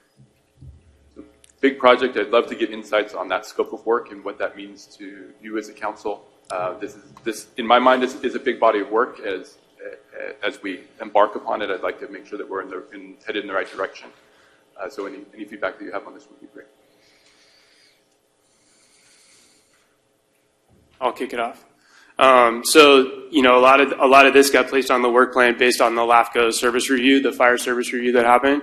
And that independent party review and reviewed everything from response times to agencies around us and why you built a station here when we didn't expand the city there and all that kind of stuff. And in conjunction with all this is the MOU that we have with Local 2805 that is tied into that multi-year. And so it looks like, according to this, like they're negotiating now, but we're probably more than likely won't have this done by the time that they're finished. But we still have the same problem with recruitment and retention. A growing city where we're haven't even been able to open up Station 4. And there's really no, I know that we've tried to put the retention and that kind of policy into our MOU framework, and you'll probably get a taste of this around this next time in negotiations. But I don't think we're still there being able to really evaluate all the jurisdictions that are around us, and especially with, one of the things that he talks about was regionalization. And that could mean annexation, it could mean consolidation. But we do also need to pay attention to and look at that now. Santa Clara County Fire took over South County Fire. They are our partner, basically responding to Eagle Ridge and areas on the west side of our city. And so they kind of are our Station 4. And there's technology built into their systems that might not be built into ours to make sure that the closest unit responds to a call.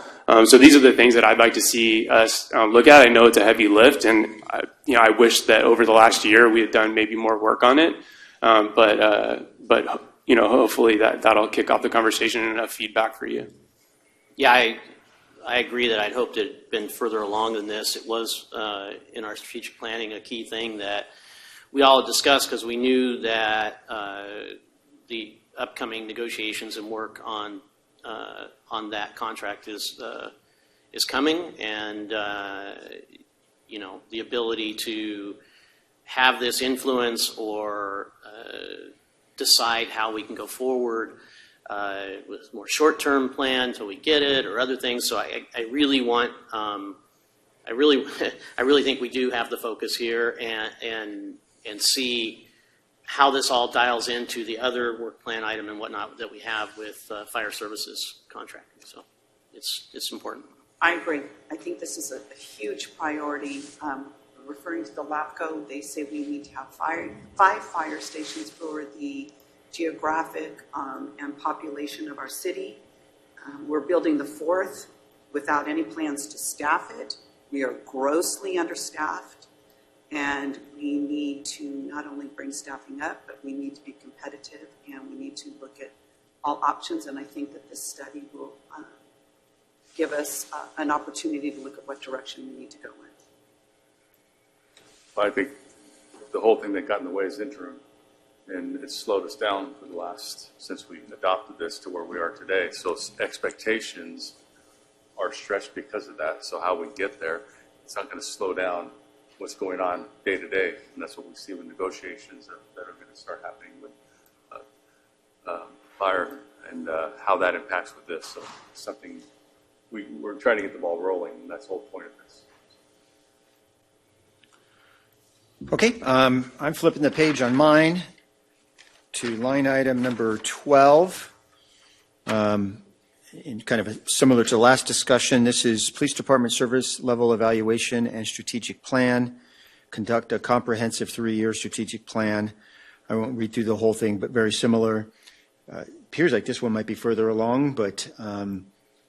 Yeah, so there is some progress on this one. It started with the team building that the command staff did 2 weeks ago, I think. And so that was the first step. So that's that milestone step that's sort of in the past. There is consultant support through Post to do the staffing assessment. So we're working in that direction already.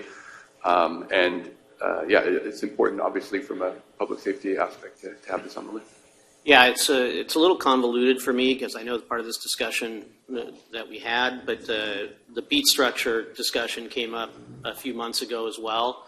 So in your description just there, that wasn't one of the things that you mentioned. So I know in terms of distribution of officers and staffing, and the beat structure itself was mentioned by prior police chief as part of the impediment to making any kind of major changes. And this is all from my own recollection, so that's the only feedback I have there, is that I don't know the milestones, so I don't know if that was a key thing.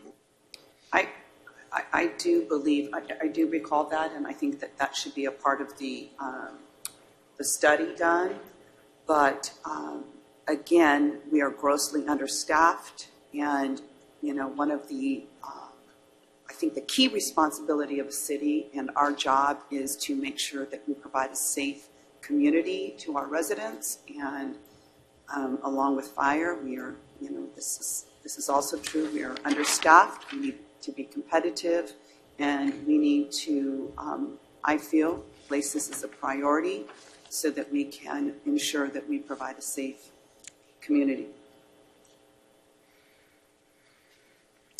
Okay, next item on my list, it's 13, beautification efforts for Gilroy Gateways, Highway 101 in Monterey. This action would beautify the Cloverleaf area at the 101 Monterey South interchange with median enhancements extending to the sports park entrance. Comments, questions, points of clarification there? Only clarification of understanding is the involvement not just in design, but the scope, obviously including how we prioritize some of the enforcement, code enforcement, and create enforcement zones or hot zones or whatever it may be around this, is part of a key component of that. That's all. Okay, next item, 14, project name Highway Cloverleafs Interchange Maintenance Responsibility.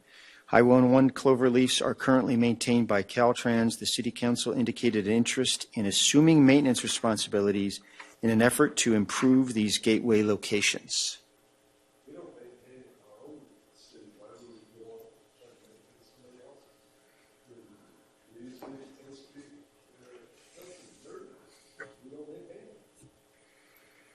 That's why we're talking about this, because we don't maintain our gateways. And we're talking about this where we're not even going out and cutting the grass. Picking up the trash. I think that's where we need to start. Just going out with a weed eater and cleaning it up, hauling off all the garbage on the ground would make them look really a lot better. 100% agree, Council Member, and I would add to that the general public here in the city doesn't understand where the city responsibilities begin and end, and so I say both. Okay, I'm not disagreeing with you at all. It's just when somebody drives, for instance, the road in Monterey and south into town underneath the overpass, nobody in the city really understands that that's ours now, but before it might have been Caltrans. And nobody understands that when they get off to go to In-N-Out and the grass is 4 feet high, that's not our responsibility to do that. And, oh, by the way, Caltrans will do it when they feel like it 6 to 8 weeks from now. So I think it all goes hand in hand, and we should have an understanding. We're not going to do it yet, but we should have an understanding if we can take it over, what the cost would be and what the benefit would be. I have noticed lately that Caltrans is out there a lot more with the jailbirds, and a lot of them, they're cleaning up the freeways. I'll throw a little perspective, if you don't mind. This conversation came up last year when we were really struggling with action from Caltrans. So we just, a few of us on council, hope that's okay with everybody else, been working on this, spending a lot of time to build a relationship with Caltrans to make them hope that they oblige to doing what we believe that they're supposed to do.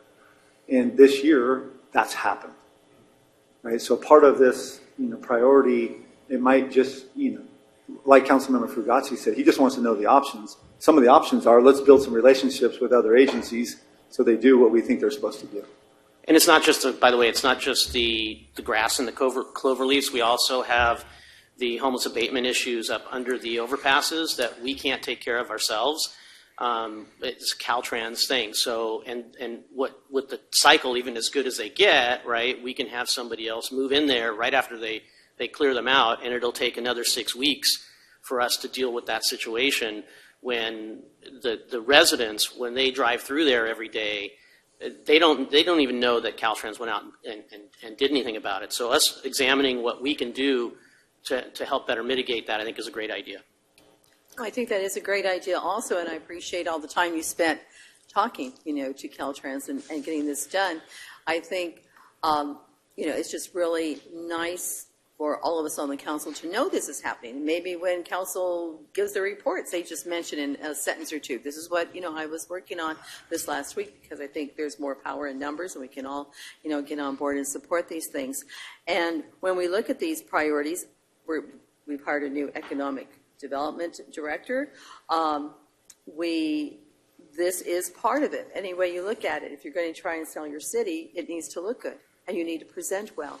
And if Public Works said, we're understaffed, we need more help, then that would be where council would look at it and say, this is one of our priorities. How do we help you get there? Wow, council member, you just brought up a great point. Oh, good. Okay, which is economic development for the city is an overarching place and position.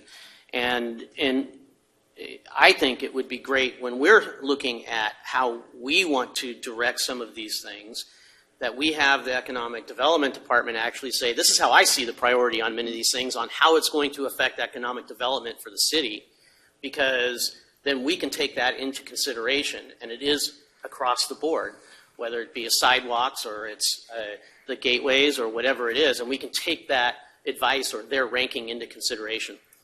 This Councilmember Hill. Sorry. Thank you. I'm just patiently putting my hand up. I'm not I should be doing a better job here. So just a couple of comments. So there is funds available through Caltrans. It's not, so I am supportive of this, and I want to see this move forward. We finally redid the maintenance agreement, and inside that maintenance agreement, we shortened it, consolidated it, and we ended up finding out that there's actually funds that Caltrans will say, that's great, go ahead, take it over. Here's $46,000 that you can expense every fiscal year, or whatever. I'm making that up. So that stuff does exist. So I want to continue seeing that. I appreciate the small teams that several of us have been teaming up on, and I appreciate Mayor jumping on that Caltrans talk. We had no idea, and I had no idea as a former four-year council member, that this group actually meets every 2 weeks, and they get staffers on there, electeds on there. And I think that is a direct testament of us just showing up and saying, hey, we expect better. We have high expectations of our city, and that shows that they're already out there doing that work ahead of time. So I do also believe, too, that we have high expectations for our contractors that are supposed to be out there, that we pay to maintain those medians, that we pay to maintain those spots. And I know the mayor's office has been looking into that as far as, because could we approve some of those contracts? And then I remember being talking about one of them saying, well, just the same thing Bronco says every year.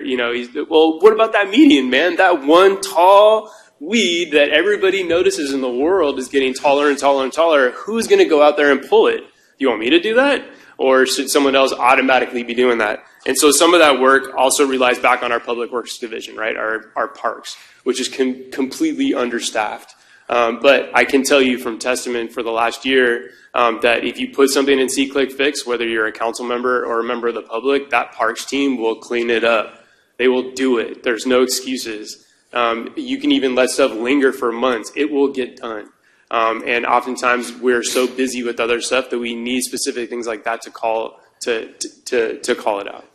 Thank you. Councilmember Ramirez? Sorry. Just very quickly, the reason this all came up was when we were talking about economic development, and we said, in order to bring, to your point, Carol, businesses here, they want to be able to get off the freeway and drive into town and see that this is a place worth investing. So I think that, we should, have this kind of under the management of economic development. But it's almost like 13 and 14 can kind of be put together with, look, we're going to beautify all of our clover leaves, whether that's working with Caltrans, whether that's working with our own public works, whether that's working with a contractor that we've, a landscaper that we've contracted with, whatever, but kind of under the purview of economic development because it directly impacts economic development. That's the whole idea why we did this, to get it. Right. economic development person in place, and we've done that. Again, the whole interim thing, the time it's taken to get to this point, I think that's why we're doing this. I think I say to the mayor, the work he did in pushing Caltrans, you see the trees all trimmed as you're coming into town, and you didn't see that for the longest time. And so that's positive.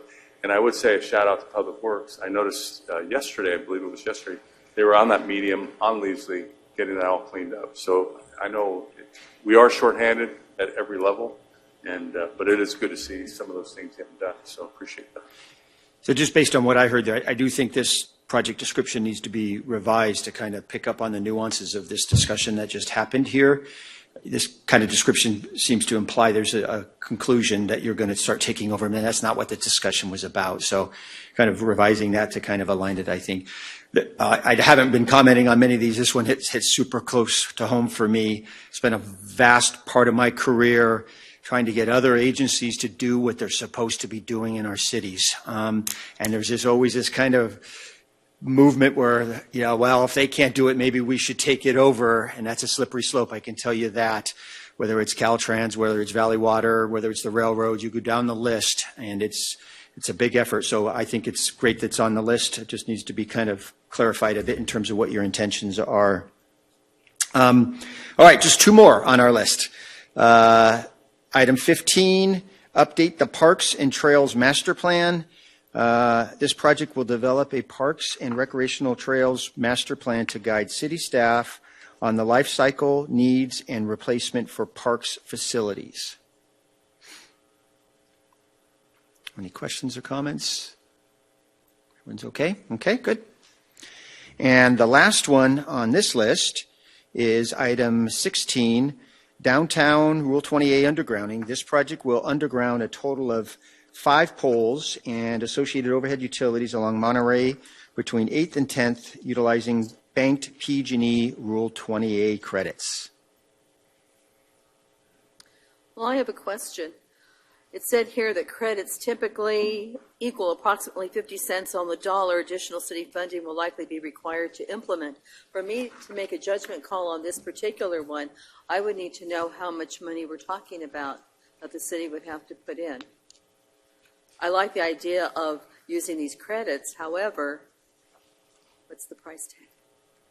And it's a great question. The Rule 28 program in general from PG&E is a little upside down right now in terms of what they want to do with it and what the CPUC is telling them to do with the undergrounding process.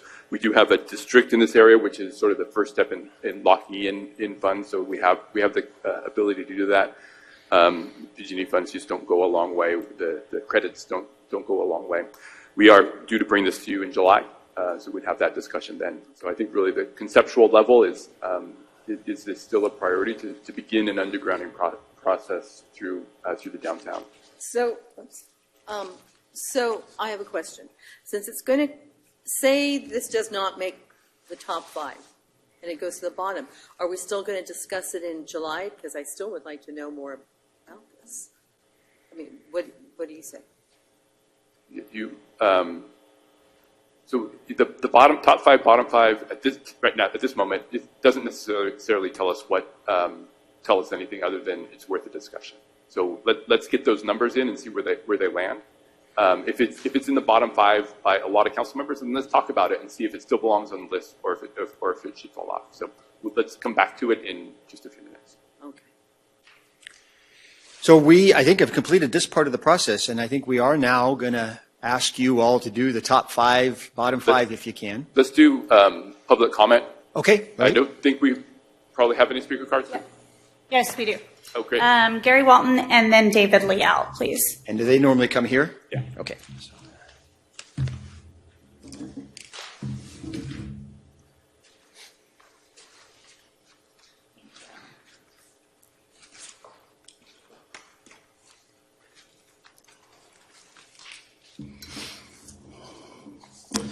Thank you. So last week, I read an article that was written about downtown Morgan Hill. And it kind of bothered me that there was so much talk about downtown Morgan Hill, even within Gilroy. If you listen to the comments online, it's always about Morgan Hill. And I was thinking about Gilroy, and I wrote this letter, and I talked about how the bones of Gilroy are actually superior to those of Morgan Hill. But yet, this article said that downtown Morgan Hill is Morgan Hill. But downtown Gilroy is not Gilroy. If you've read any of the comments online about downtown, they're majority negative comments. That's a problem. When your community doesn't like itself, that is a problem, and it needs to be dealt with. So I sent out a letter to Amber. I think Dave was on there. I think you were on there. And kind of some things that we could do. And so I was thinking about it a little bit more. And what's in it for Gilroy? Community pride. How do you put a value on that? But the other thing I looked at, cities like Palo Alto, Campbell, Los Gatos, Morgan Hill, and Gilroy. And on the list, we have the lowest tax revenue of any of those downtowns. Morgan Hill is twice what ours is, but what percentage of that are people going from Gilroy to Morgan Hill to spend their dollars there? So there's a huge opportunity because of what we have, and I outlined that in the letter, of all the issues that we actually exceed Morgan Hill. And so the gap is for Gilroy is about $2.5 million or $21,000 per acre versus peers, the cities I mentioned, $5 to $10 million in sales tax revenue and $50,000 to $80,000 per acre in sales tax. So the opportunity, matching Morgan Hill, doubles the revenue for the city of Gilroy. Matching Campbell triples it. So Morgan Hill, and I was active up there, that didn't happen by chance. That was intentional investments by the city over a long period of time. And, that's just what it takes. There's a return on investment that will exceed what you invest. Besides the monetary, but community pride. But you got to have a plan. The last plan, and I was chair, we adopted that in 2005. We have no plan. And I have over the last 20 years or so, I kind of have done enough study and enough learning that we made some mistakes on that plan. And I think there needs to be discussion about, what kind of plan, who's going to be responsible, what the timeline is. But we need to do that sooner than later. So I'd like that to be a main part of the work plan coming up, because it needs to be discussed and it needs to be acted on. Thank you very much. Thanks. I think Dave is next.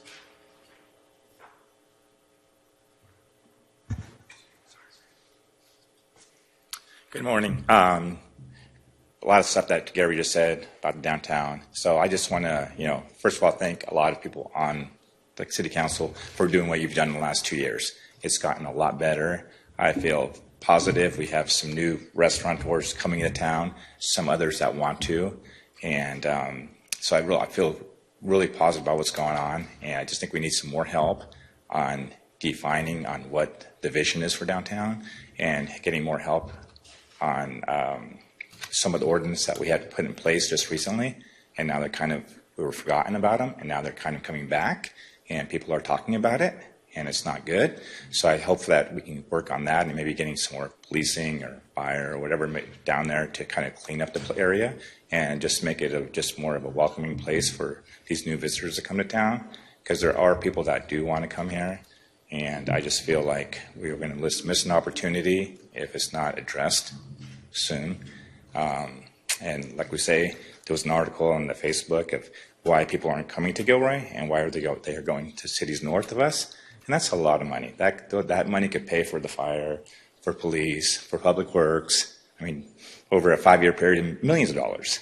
And I just feel like right now we have a really good, solid team, all you guys out there, and some building and business owners that are committed to making the place better.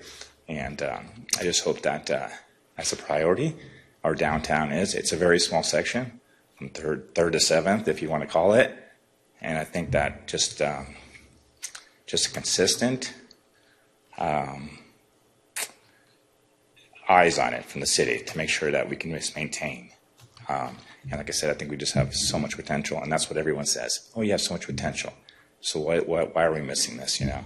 And obviously it's a funding thing, but if we could figure out a way to get some money to clean it up, whether it's the P-bid, which I would love to see happen down there. I've been to cities south of us, north of us. They have the P-bid, and they're successful. So that might be something that we could hopefully get going, because obviously there's funds there for that. And once again, I just want to say thank you for what you guys do. Thank you, Dave. I do have one additional speaker, Amber Atterbury.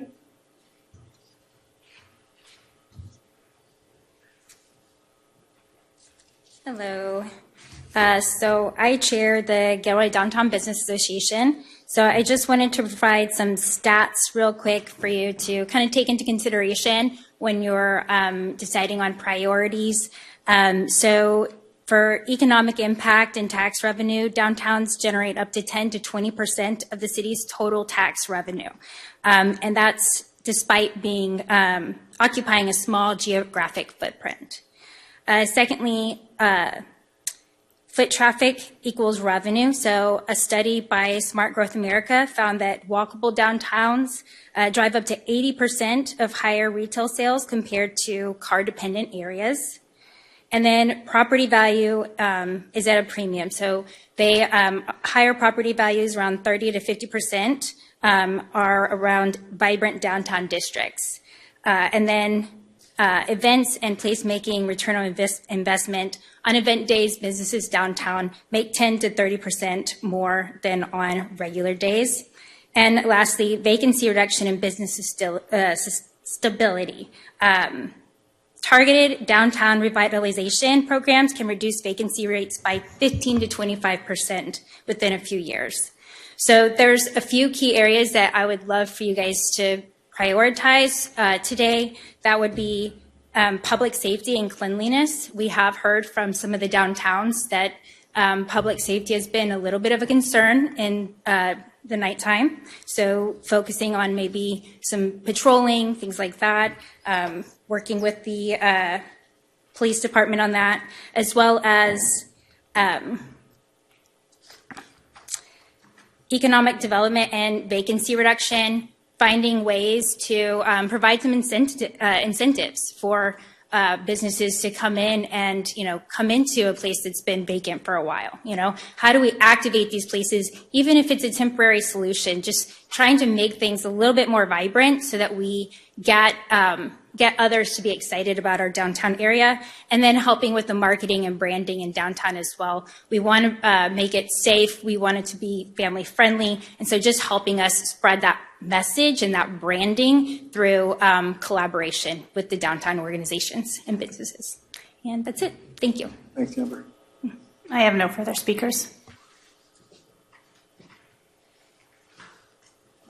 So I think, Matt, we were now going to do the Yeah, top so five. you have the sheets in front of us, in front of you. What we're going to do is there's two columns there, a left column and a right column. The top five and the bottom five. 5 checks or X's, your choice in each. I'll gather them up, and then we'll take a 10-minute break, so you get your break in at the same time. We'll do a little tally, and then we'll have a conversation about it. We're not locking anything in stone. It's for a conversation. Questions? Just a quick question. For example, the TOT, that's coming to us in a couple of weeks. We've done an enormous amount of work. If it doesn't show up on top 5, it doesn't stop the process. None of this is all for conversation. None of this is going to determine whether something stops or not.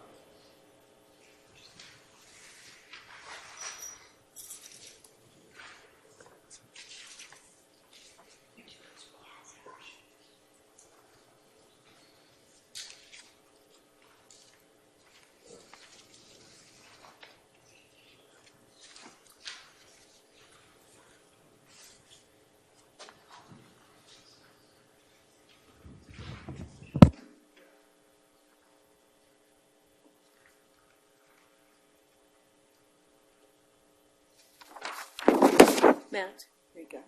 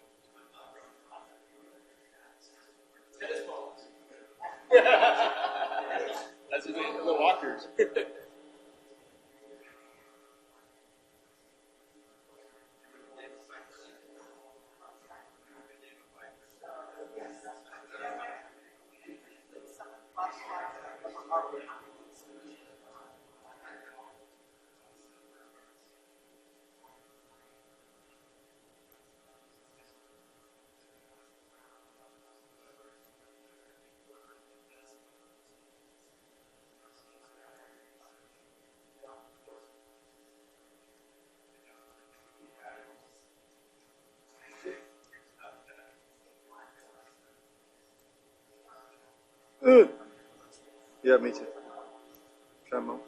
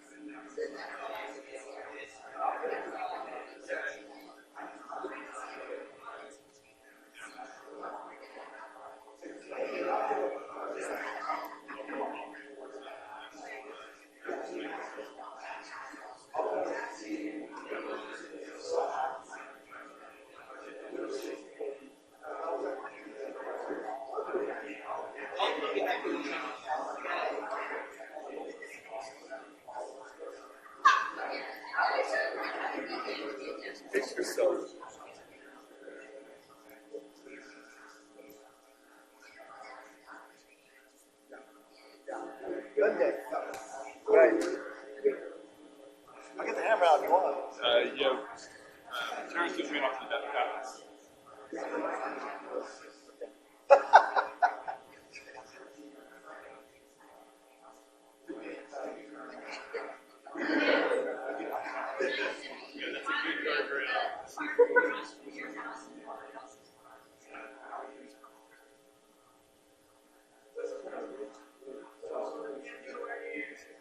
I don't know. I haven't.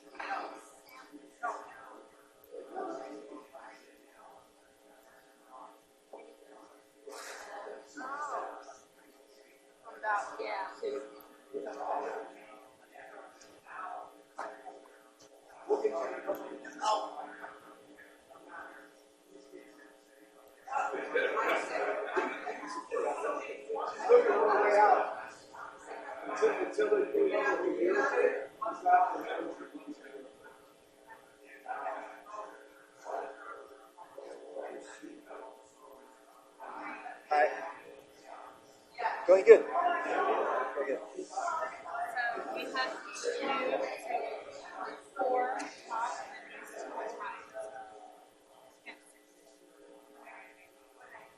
Let's put it again. No. I highlighted. Cool. The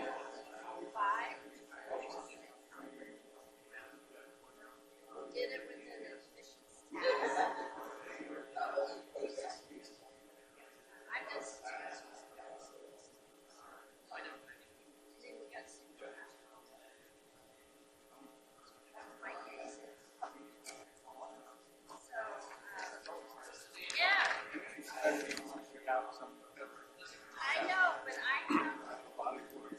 have like the important cases.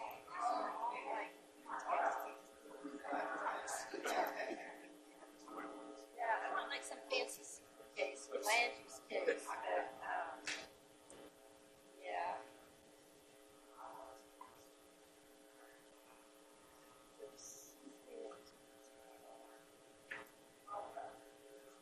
plus Matt.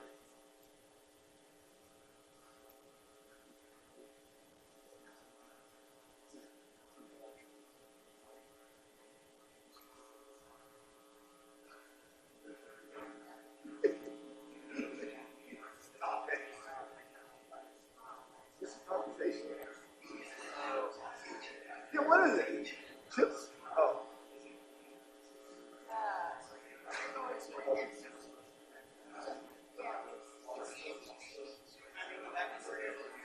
Wait for this. Okay. Oh, we have a couple minutes.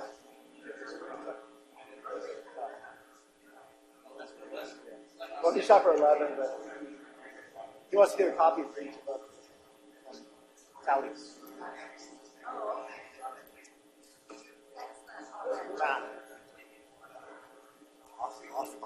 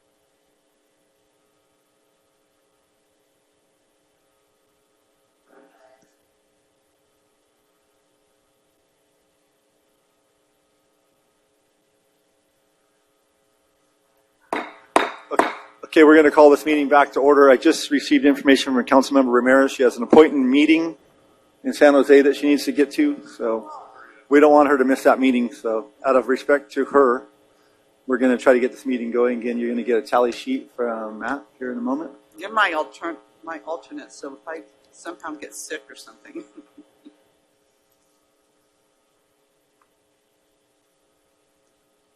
With that said, I have nothing to say. Sorry, I need Matt or Dave to take it from here.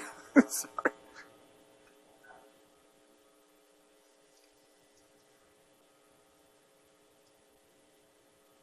Take like 30 seconds to take a look Yeah. through it. So I will just put the caveat that I did have 3 other lines at the bottom. I didn't talk about them because, streamlined conversation. One council member did pick up on that. So we have a line 17 now with a 1 on it. And there were a couple council members that refused to limit themselves to 5. So they did some combinations to garner an extra 1. But it's all fair. It's just for conversations. I saw where you combined. I'm the one you're calling out. I wasn't going to call you out by name, but it seems... Yeah. So this is almost like an impromptu.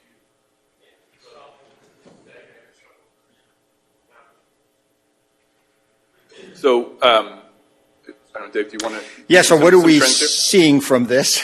I guess, acknowledging kind of the fact that we had two items that were kind of combined, but in terms of some items that got a lot of votes for top 5, one is item number 5, evaluation of the annexation of the Gilroy Sports Park. So that got 5 votes. Are we able to put this on the slide? That way the members of the public that are going to watch Excellent point. 10 years later can see what it is. That's a softball pitch for me. 1 minute on that. We can start the conversation. Yeah. We'll So that one got 5. Item 12 got 4. Police Department Service Level Evaluation and Strategic Plan. The next item, 13, got 5 votes. Beautification efforts for Gilroy Gateways. So those were the big winners. Oh, sorry, missed over on number 11. Got 7 votes. Conduct fire service evaluation. So those are the big ones. Let's pause there and see if there's any feedback or thoughts on the top 5 conversation. So the top 4 were item 5, evaluate the annexation of Gilroy Sports Parks. Number 11, conduct fire service evaluation. Number 12, police department service evaluation. And number 13, beautification efforts on Gilroy Gateways. Those were the big vote getters.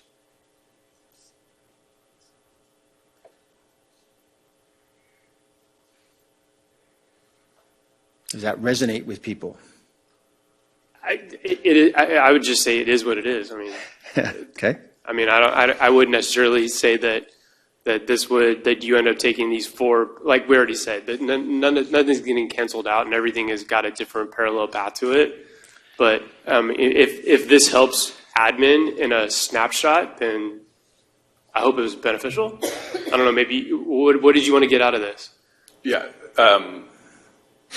Really, it's just an extension of the conversation. So it tells us a lot on where your priorities lie, so that's helpful.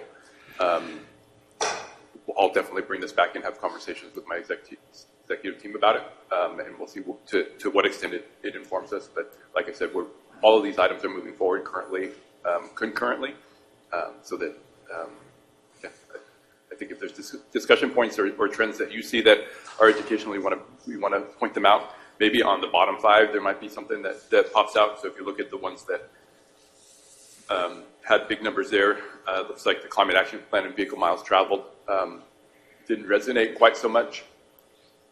So can I just interject for a minute, just for my own understanding, as we move forward, providing direction, to your point, conversation about, going back to staff and providing direction.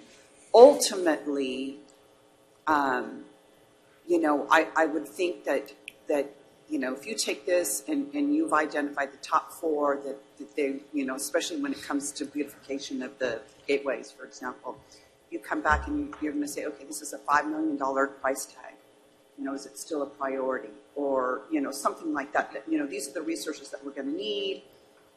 This is the realistic time frame, that type of thing. So we've got to, do we want to reevaluate that type of thing? Or, VMT, there's going to be a $5 million penalty associated if we don't get it done by this time, whatever. And then the second thing would be, when you came on and you had a contract, we're supposed to create your personal objectives. And isn't that part of what we're doing as well? So that at the end of the day, we're going to have your objectives, measurable objectives at the end of this. At the end of next week. At the end of this process. At the end of the process. Okay. At the end of the second meeting. Yeah, Not not today, that's the goal. right. But that's kind of where we're going with this conversation. Am I correct? That's correct. Okay. So I wanted to validate and make sure that I had all of the right information going into that conversation, and that we had a chance, because it was one of the housekeeping items, that we'd had a chance to talk about the legislative agenda as a group, so that we as staff can understand where you as council are and make sure that we're. Yes, Councilor. On the bottom five side, when it comes to things that are mandated, and back to the discussion of what does mandated mean, right? I think in looking at these results, I think you can have an understanding that my point of saying minimal necessary is resonating on a couple of these, and that's where I think you can come back and say, hey, we think there's all of these things, but you guys weren't so receptive to actually making this thing a priority. We have to make it somewhat of a priority because of the timeline and the mandate and whatnot. So here's the minimum thing, right? Because you guys weren't, and we can get this done and off of our work plan and move on to something else. So I think that's what I see as indicative in results here. Yes, Councilmember. Another thing that drives me to that was listed in a lot of the items that drive me to put items on the legislative work plan was, what came out of the general plan, the 2040, right? That was the will of the voters. That was the will of the people. All those organizations, businesses, commerce, electeds, everybody that put the time and effort in it just said that this is where we want you to go. And here's where we want you to implement. That guides a lot of these decisions. So while some of them might not be mandated, like someone telling you, you shall.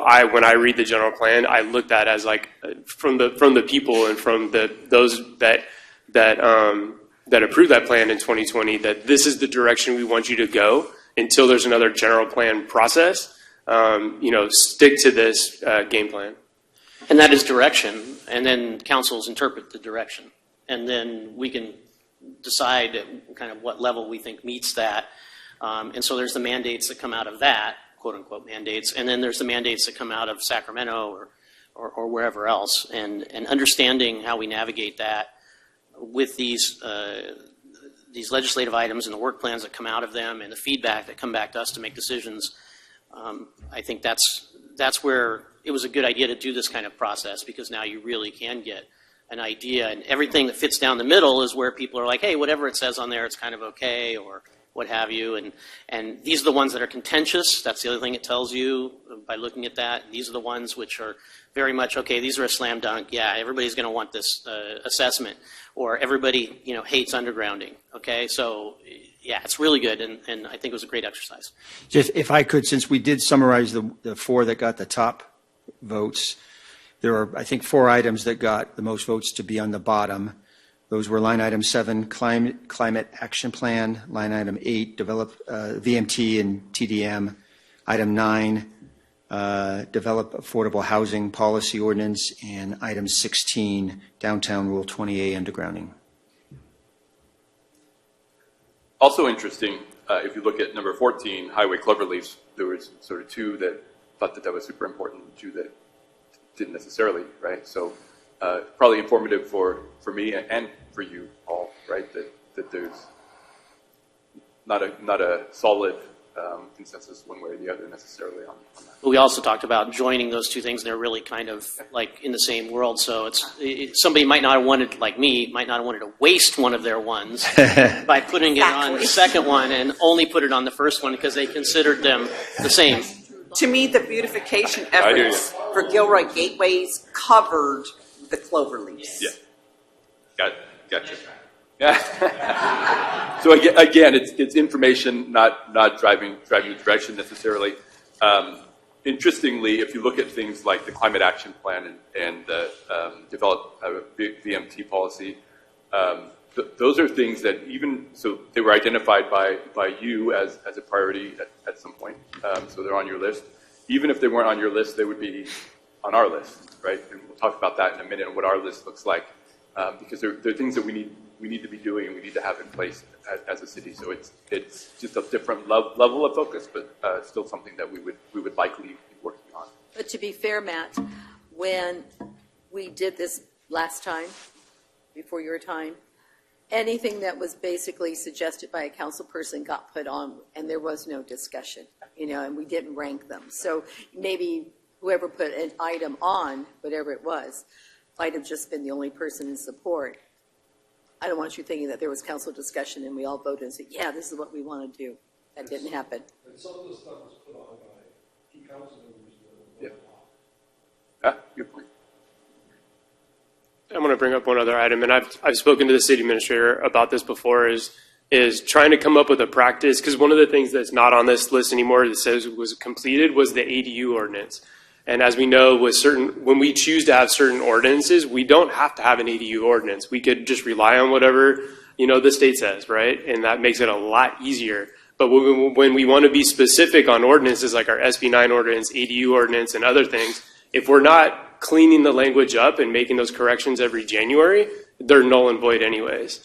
And so, yeah, we did complete the one that just came before us, but I don't think we've implemented 2026 stuff that went into current law in January. So maybe you can speak to that, whether that's something that you think should be on this, or that's something that literally we can push over to your office and say, hey, we've seen this work well in other agencies. I've seen this work well in agencies. Every January, we're going to try to do some sort of cleanup through our entire city code that literally is just like an item saying we're going to clean up this language, this language, this language. And it's not something we have to try to fight for to put on our legislative plan. Yeah, I think the legislative plan is sort of raising things to a different level, right? So when the state puts a law in place that we need to comply with and we need to adjust our code to, we're going to do it. We'll put it on sort of our work program and move through it. So that's stuff that will happen. If you want to boost it to a different level, then you put it on the legislative work plan. If you want to do new ideas associated with what your priorities are, those would go on the legislative plan. Some of these items, it's sort of a belt and suspenders thing, right? So if you want it on the legislative plan and in a CIP, or legislative plan and in our work plan, that kind of a thing, it just brings it to a different level for your attention and sort of carries a message to us as well. But it's not necessary. Just a level of significance associated with it. That does bring, so another way that the ranking will help us is ultimately, so we look at the strategic, the legislative agenda as a two-year process, right? So we're sort of mid-cycle on that. You set it up a year ago, and we're halfway through it now. Next year, we'll start a little bit of a bigger refresh on it and take a look at it there. But there's an acknowledgement that things change over the course of 2 years.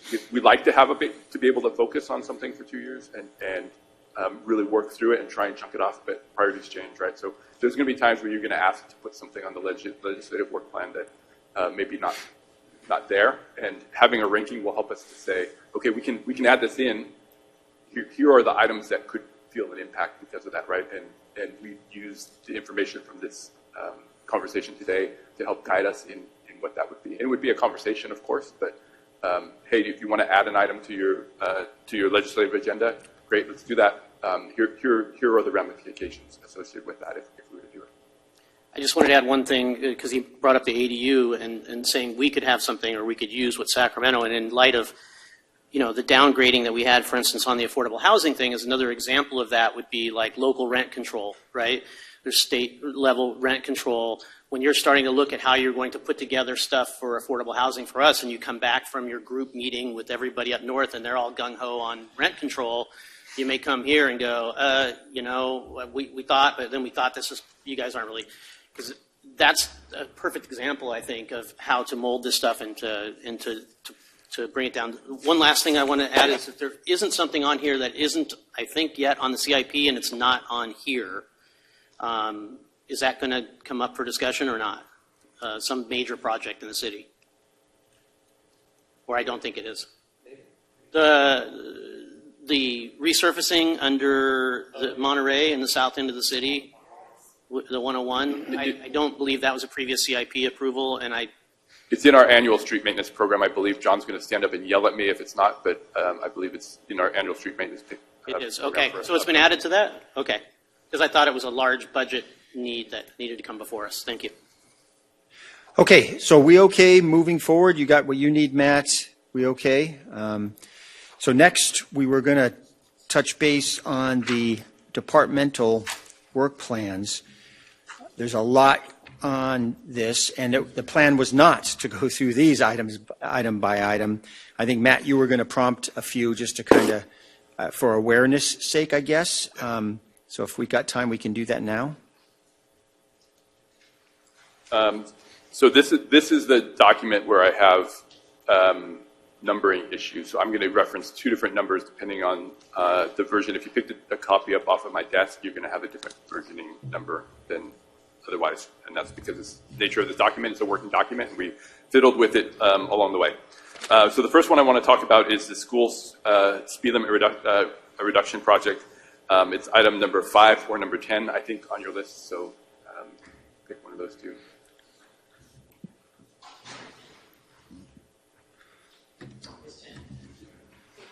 So some folks it's going to be 5 likely, so it won't be consistent. So just wanted to point out that we've added this to the work program. We're working on it actively, and we'll be bringing it to you shortly to have a discussion about. So this is just showing and demonstrating a little bit of us looking for solutions and being a little bit nimble in our actions. So something that was all of a sudden an issue, and through discussions we've identified an opportunity to act on this particular one. So action. Can I make one comment on that? Please do. And I made this comment to you yesterday. If we could also, it says all public schools. If we can do all schools in Gilroy.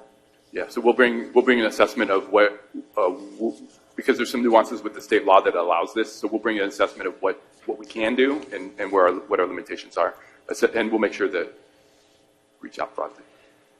So this is a perfect example when I look at estimated completion date. First of all, I hate the word estimated.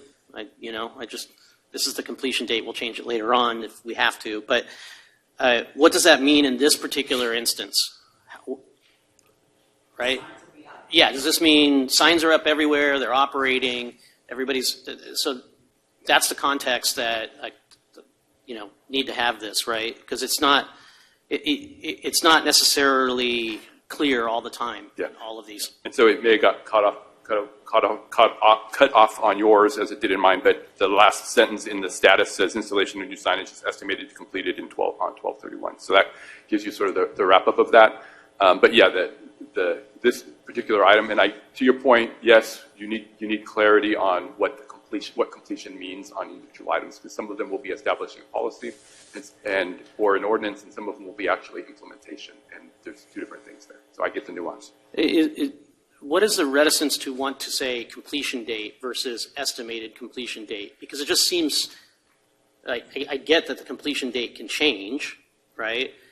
But it just seems so wishy-washy whenever I look at that. The completion date is by the end of the year, we're going to have these signs up. And then there's an update in 3 months because something happened. And now the new completion date is this date with the footnote.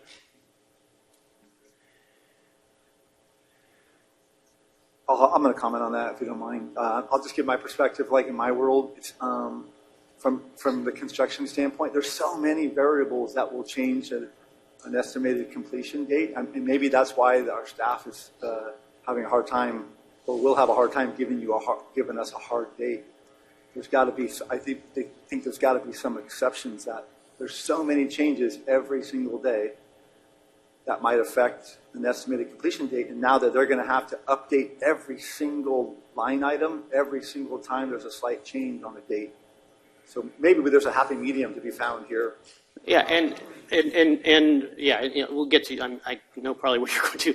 The other part of that too, then, is that I want to evaluate everybody, okay, who's in the food chain as to how well they make those estimates. Because to use your analogy, right? If you estimate wrong and you go long on a project, yes, you couldn't know that it wouldn't go long. But if you think that you're not going to make your customer unhappy, you're crazy. So it behooves you as part of your professionalism to be able to create a completion date that is as best as you know it can be. And if you put estimated, then at the end of the period, the quarter, the year, whatever the period is, I want to see what the delta is on every one of your estimated completion dates and your actual completion dates. And that delta becomes a part of the evaluation of whoever that is, because you have to be able to at least pad in what you know are these unknowns. And then there's some unknowns past it. When you look at things that are capital projects, we look at them initially as a concept, right? And there's a limited definition and scope, a limited definition on cost and timeline.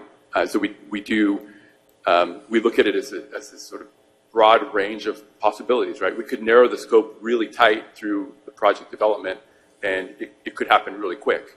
Or we could broaden the scope through the project development, and it could stretch it out. So at the front end, there's a lot of unknowns, and as you get closer and closer to, in the capital project analogy, to issuing bid documents for it, you start to refine that number and those dates a lot, right? And so once you issue bid documents, you've got some assuredness in where things are going to line out. But until that point, you haven't defined your scope of project completely, right?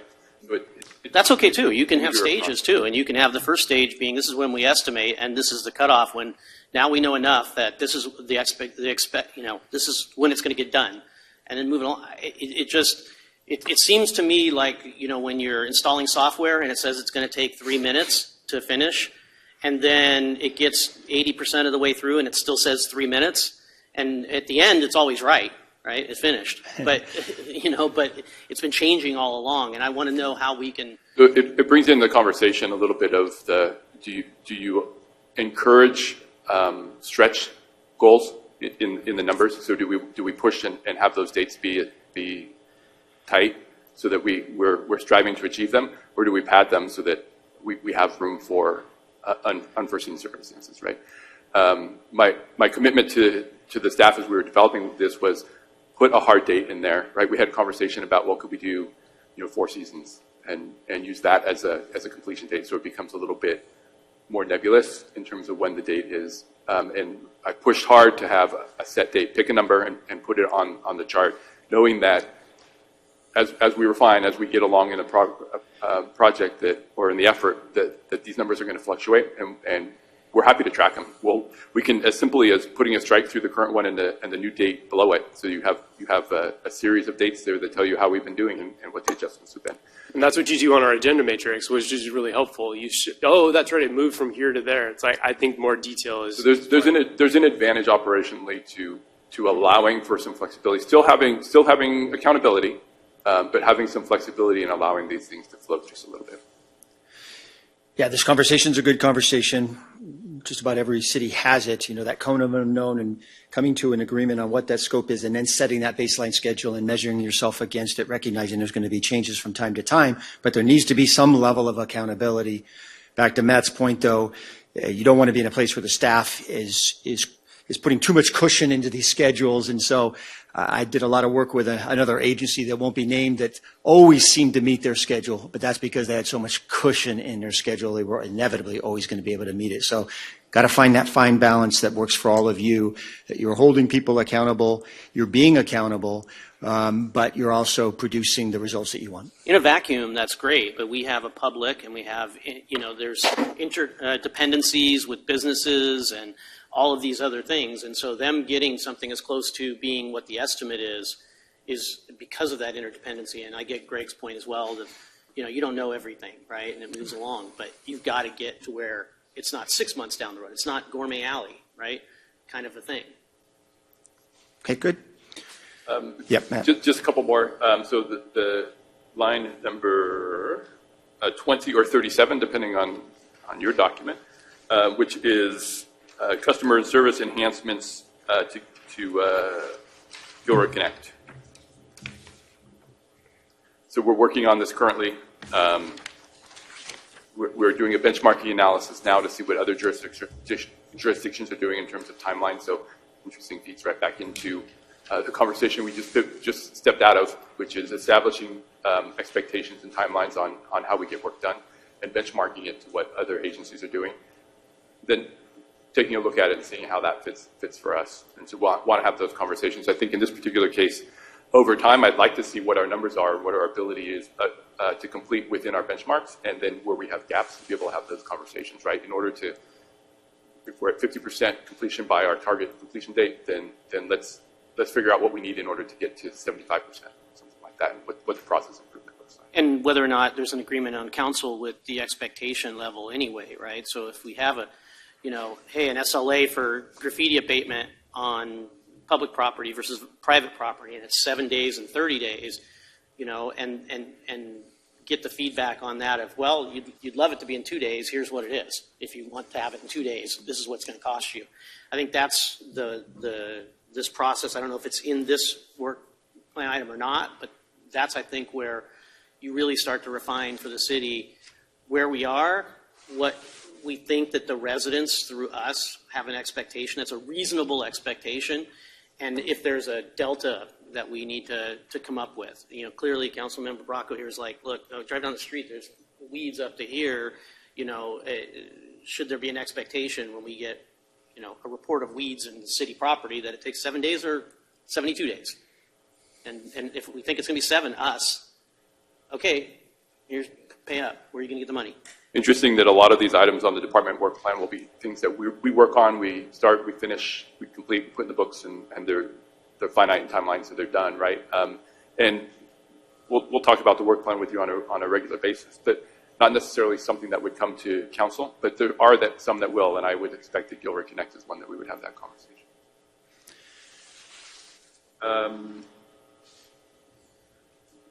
Time-wise, good. The other area that I think you'll notice, so the work plan was also in your budget document when you adopted the budget last year. So this is something that you've had access to over time. But we have added some new items in there. And so you'll see on the left column there's some flags for new items, the items that weren't in there when it was put into the budget. So we consider this a living document, and it continues to evolve over time. Items fall off. They go onto our completed list that we talked about at the beginning of the meeting, and new items take their place, and we figure out where they're going to go in the work plan based on sort of prioritization internally. With that, you approved, and we hired an economic development director, and so you'll see that there's quite a number of new economic development items on the work plan. So we're working through those, and wanted to point that out to you, so you have awareness on that. And then two that keep me up at night. One is our zoning code and the challenges we have with our zoning code and the need to get into that zoning code and update it. And we've been looking at a wholesale update, and it's predated, I think, every staff member in the room, basically, this desire to update this, and we just haven't been able to get traction on it. So one of those things that keeps me up at night, and I just thought I'd daylight that there are things we struggle with, right, in terms of getting momentum, and that's one that's, whenever there's a priority, it goes in front of the zoning plan, and the zoning plan slips down in time, and our ability to dedicate resources to make it happen. So a big priority for me is to get that done. Of course, competing priorities always seem to factor in. And then the last one that sort of keeps me up at night is county-driven changes that are impacting us. And this it's happening across the organization as the county has restructured. So I attribute it to the county restructuring how they've done their cost allocation plan. Cost allocation plan is how they spread the costs of the non-direct services across everything else that they provide service for. So if you look at just the county exec, right, a portion of his time gets billed to everything. County does a lot of hospital work, so some of it gets billed to hospitals. County does fireworks, so some of it gets billed to fire. Over the last year, given their budget challenges, they've relooked at that. They would argue that they're right-sizing it. We might argue differently. But we've seen significant costs, and it's not just us in Gilroy. It's other organizations throughout the county that receive services from the county. We see it in our animal care services, right? The costs have gone up tremendously. We see it in our weed abatement services, where costs have gone up tremendously.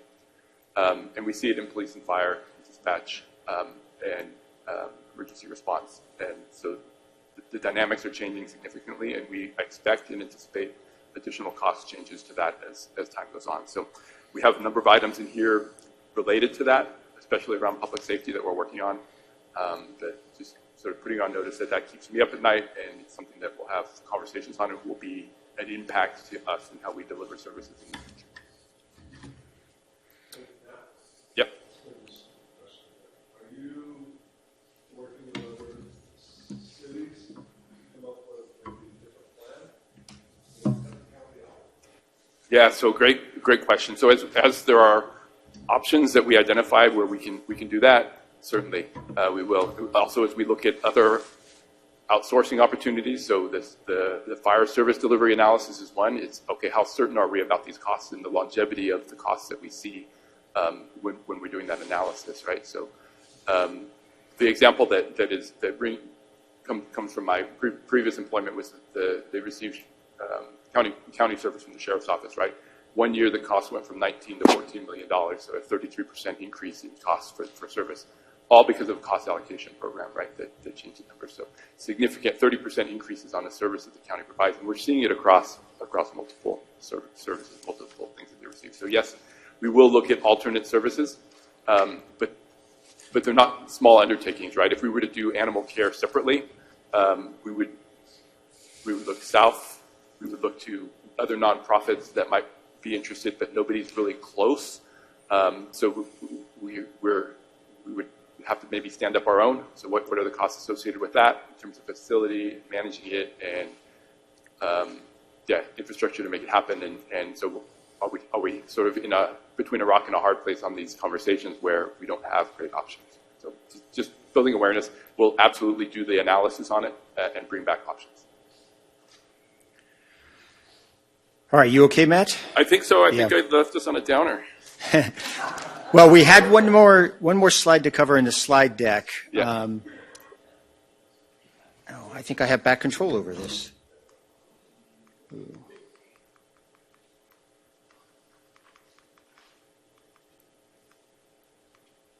Oh, there we go. I'm sorry. Anyways, the last topic was really kind of setting the stage for next Thursday. And so next meeting, we're hopefully going to get into a discussion around kind of how do we measure success here. Yep, there we are. Good. What ideas do you have? Maybe do a little brainstorming right now. How many items do you want to have that we are measuring? How do we define success? How do we gather input? In my mind, there's kind of 5 things that you tend to measure in government life and even in the private sector: the cost, the quantity, the quality, timeliness, and then for us in the public sector a lot is a 5th one that's it's not so tangible, but it's public opinion and community opinion. Obviously, we often try and find that out through surveys. But to me, cost, quantity, quality, timeliness, and community opinion are factors that you might want to consider in terms of how do we measure success. So any thoughts leading into next week about what you'd like to see?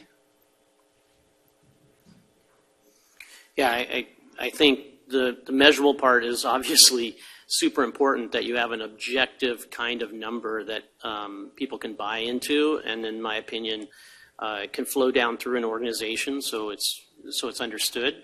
And I mentioned some of these things already in terms of timeline hitting and where those your estimates of that.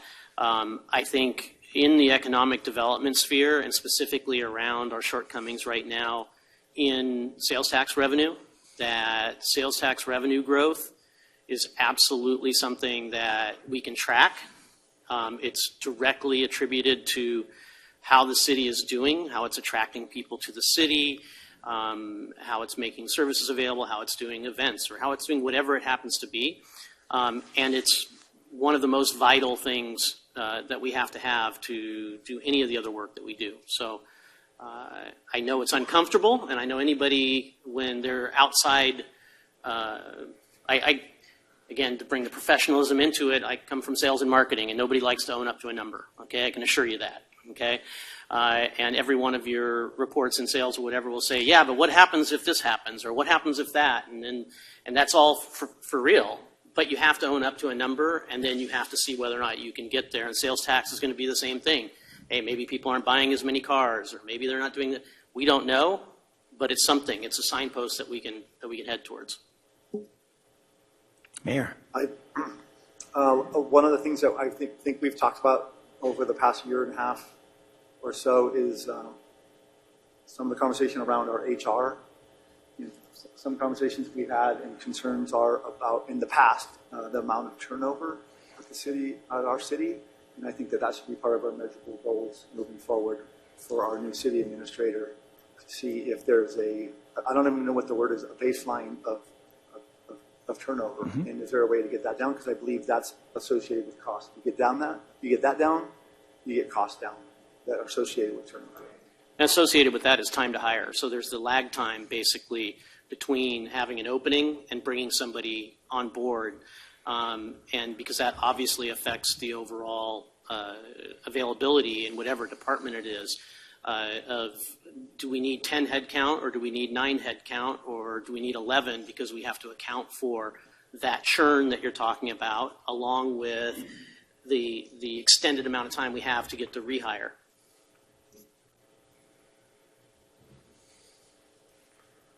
Anyone else?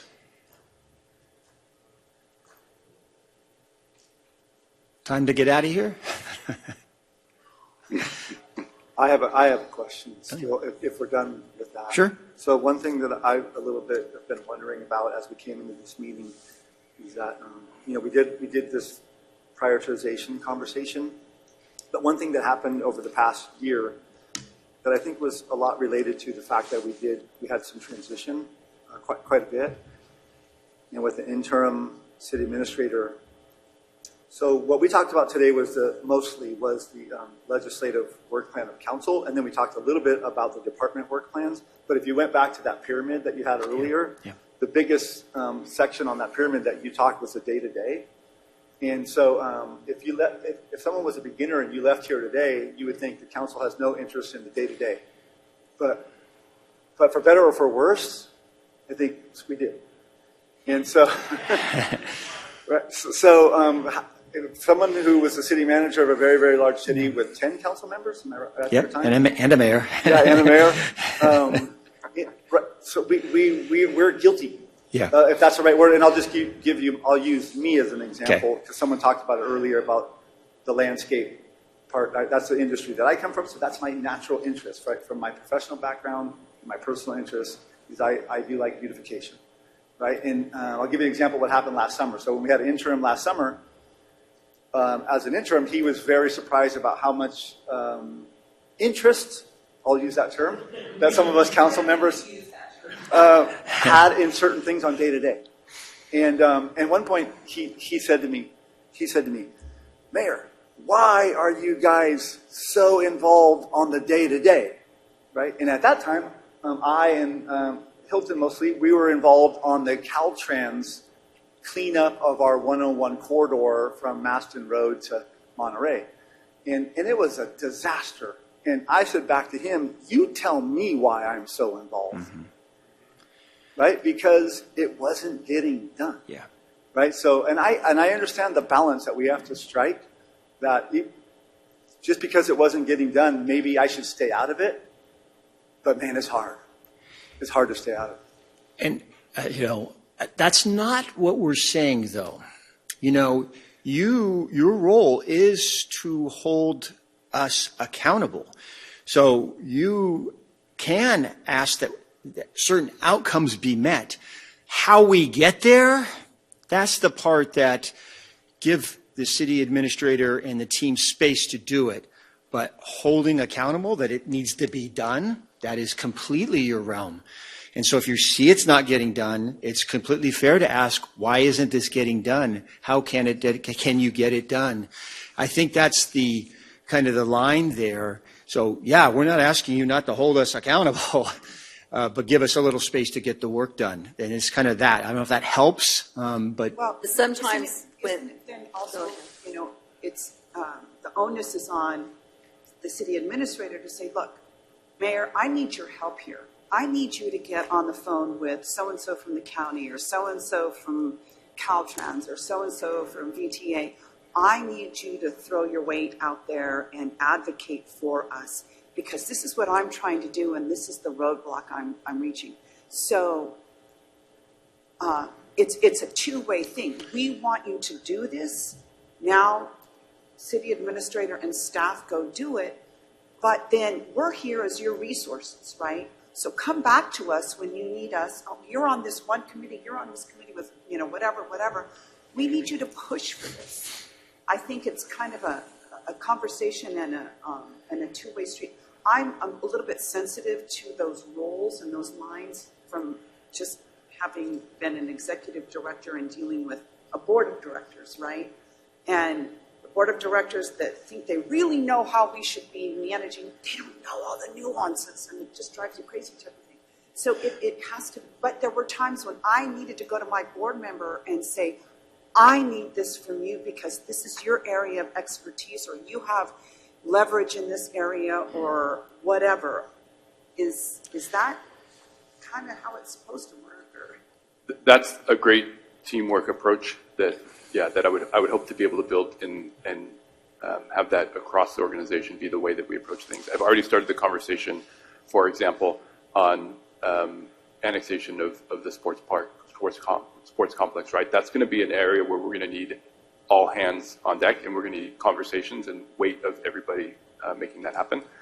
So there will be opportunities for sure where we're going to say, hey, please step in and help us with this.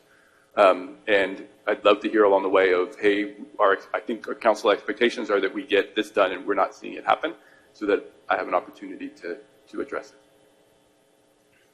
Councilman Markey. Right.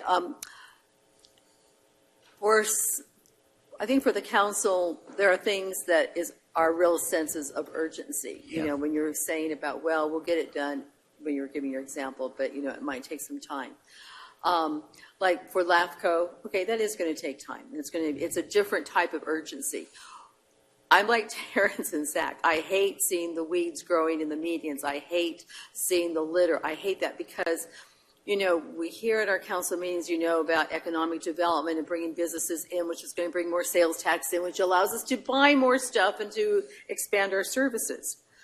But if I was a person wanting to invest in Gilroy or any city, I would look at the aesthetics.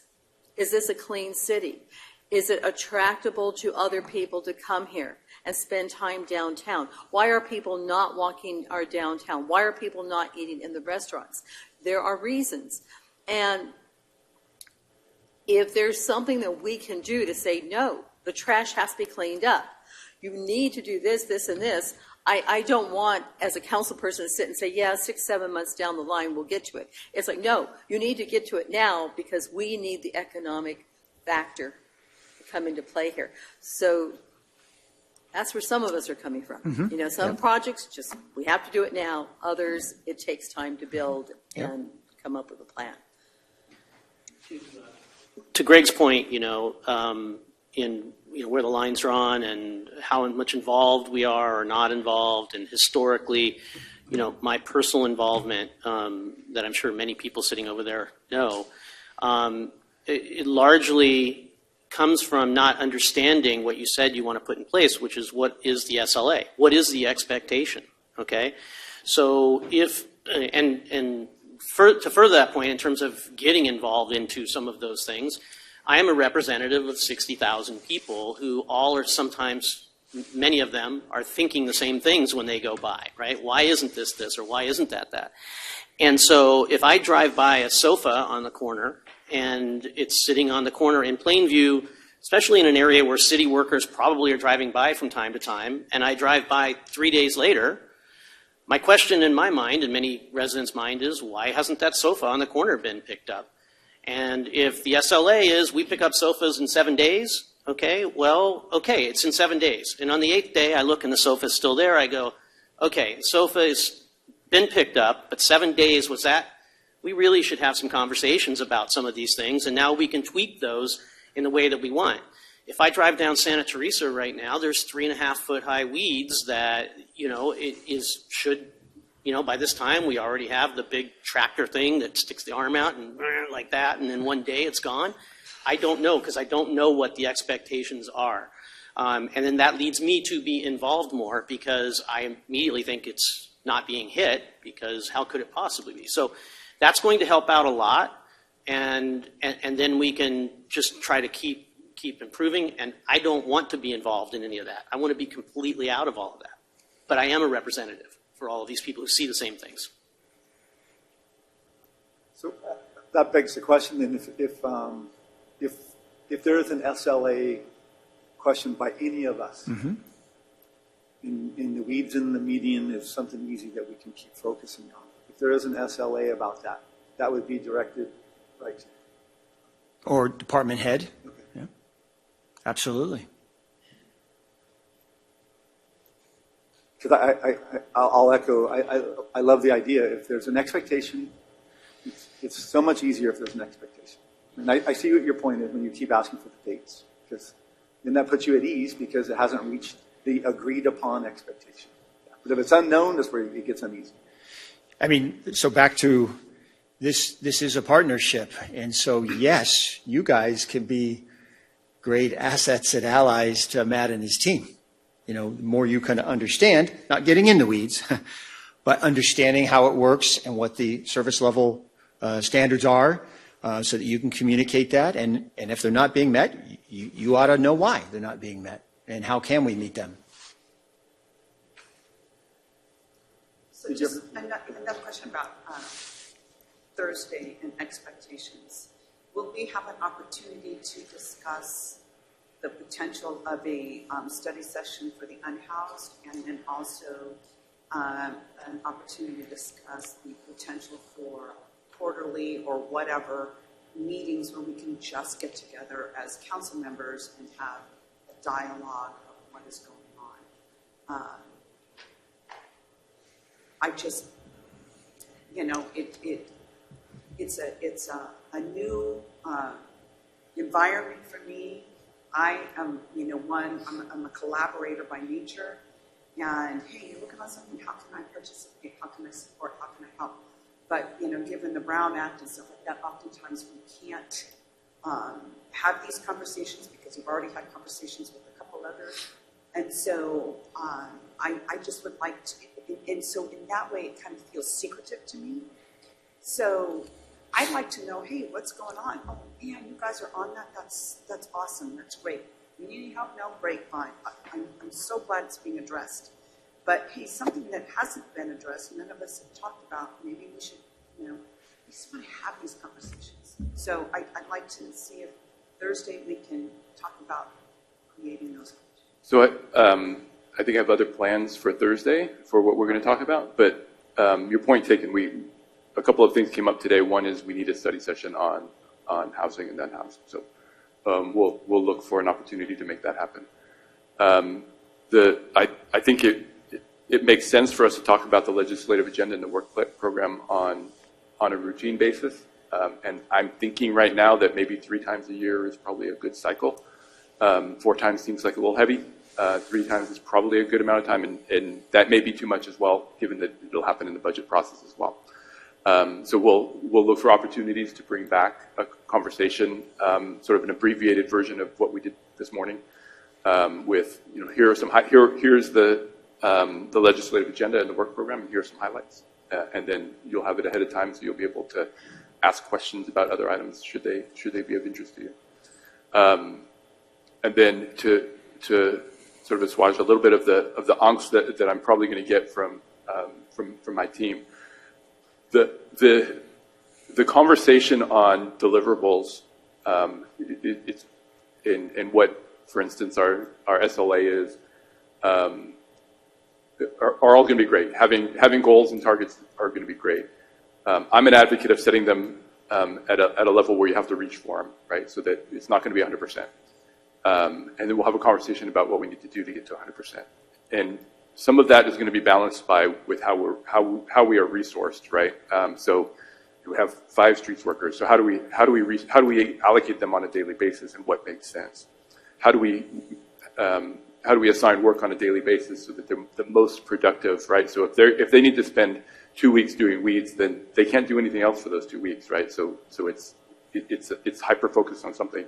It leaves us with some gaps in other areas, but it's the most productive way of getting the work done. So, and it's a hypothetical, right? But to carry the point. So we'll have that conversation when we bring the SLAs back for conversation that there's limitations in what we can do. If we want to hear what your expectations are, what we think the best practices are, and then what we think we can achieve. And just know that we'll talk about it when we hit 50% on a particular item. We come back and talk to you about it. It's an opportunity for discussion, right? It's not going to be. I'm not going to put it as. I mean, obviously, our departments are going to look at it and say, "Hey, how can we improve this number with our resources that we have now?" That's going to be part of the conversation. But it's also going to be, "Hey, we've done everything we can do on this one. We got no more overtime to throw it at. We've got no more staff to throw at it. If we want to get to 60%, here's what it's going to look like." And we'll have that conversation. We'll have that amongst all the other things that we need to do.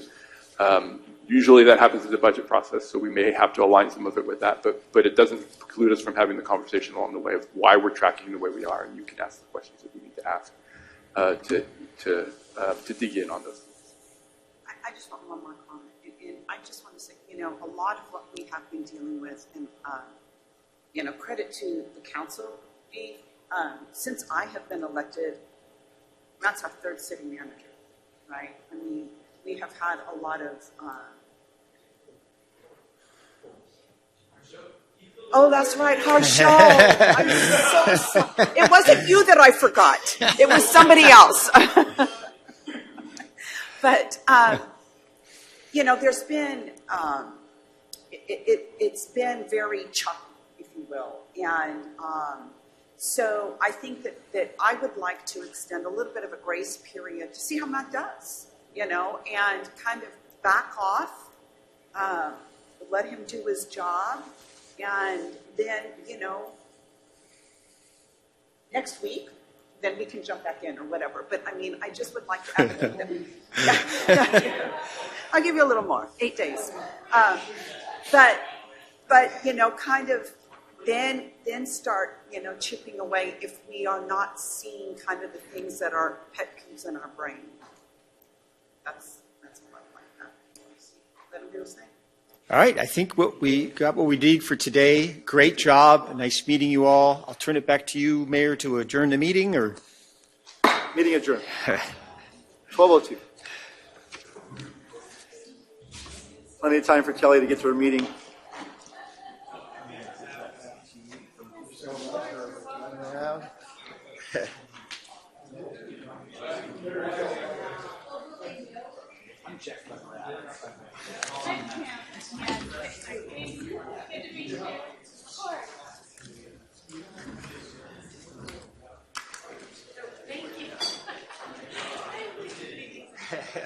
I'm with you on that.